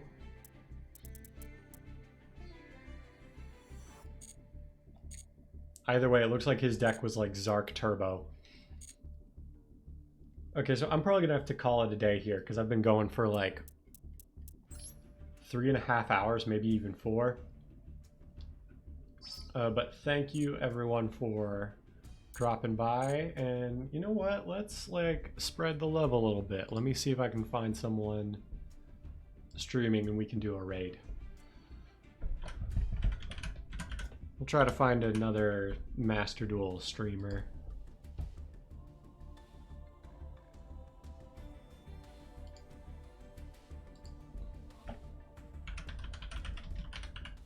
Let's see what we got.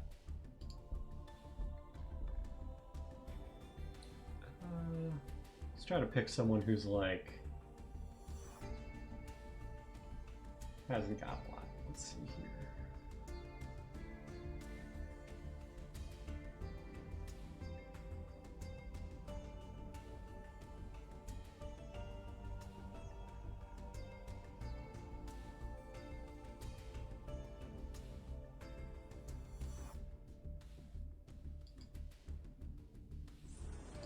Yeah, this person works. Raid. One Quiet Gamer. They're playing Master Duel for the first time. That seems very fitting.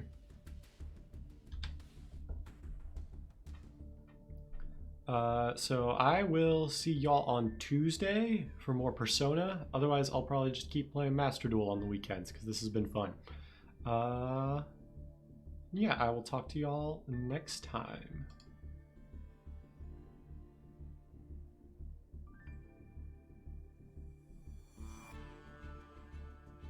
When a spell trap card banish one fire monster, don't really care. Target one monster.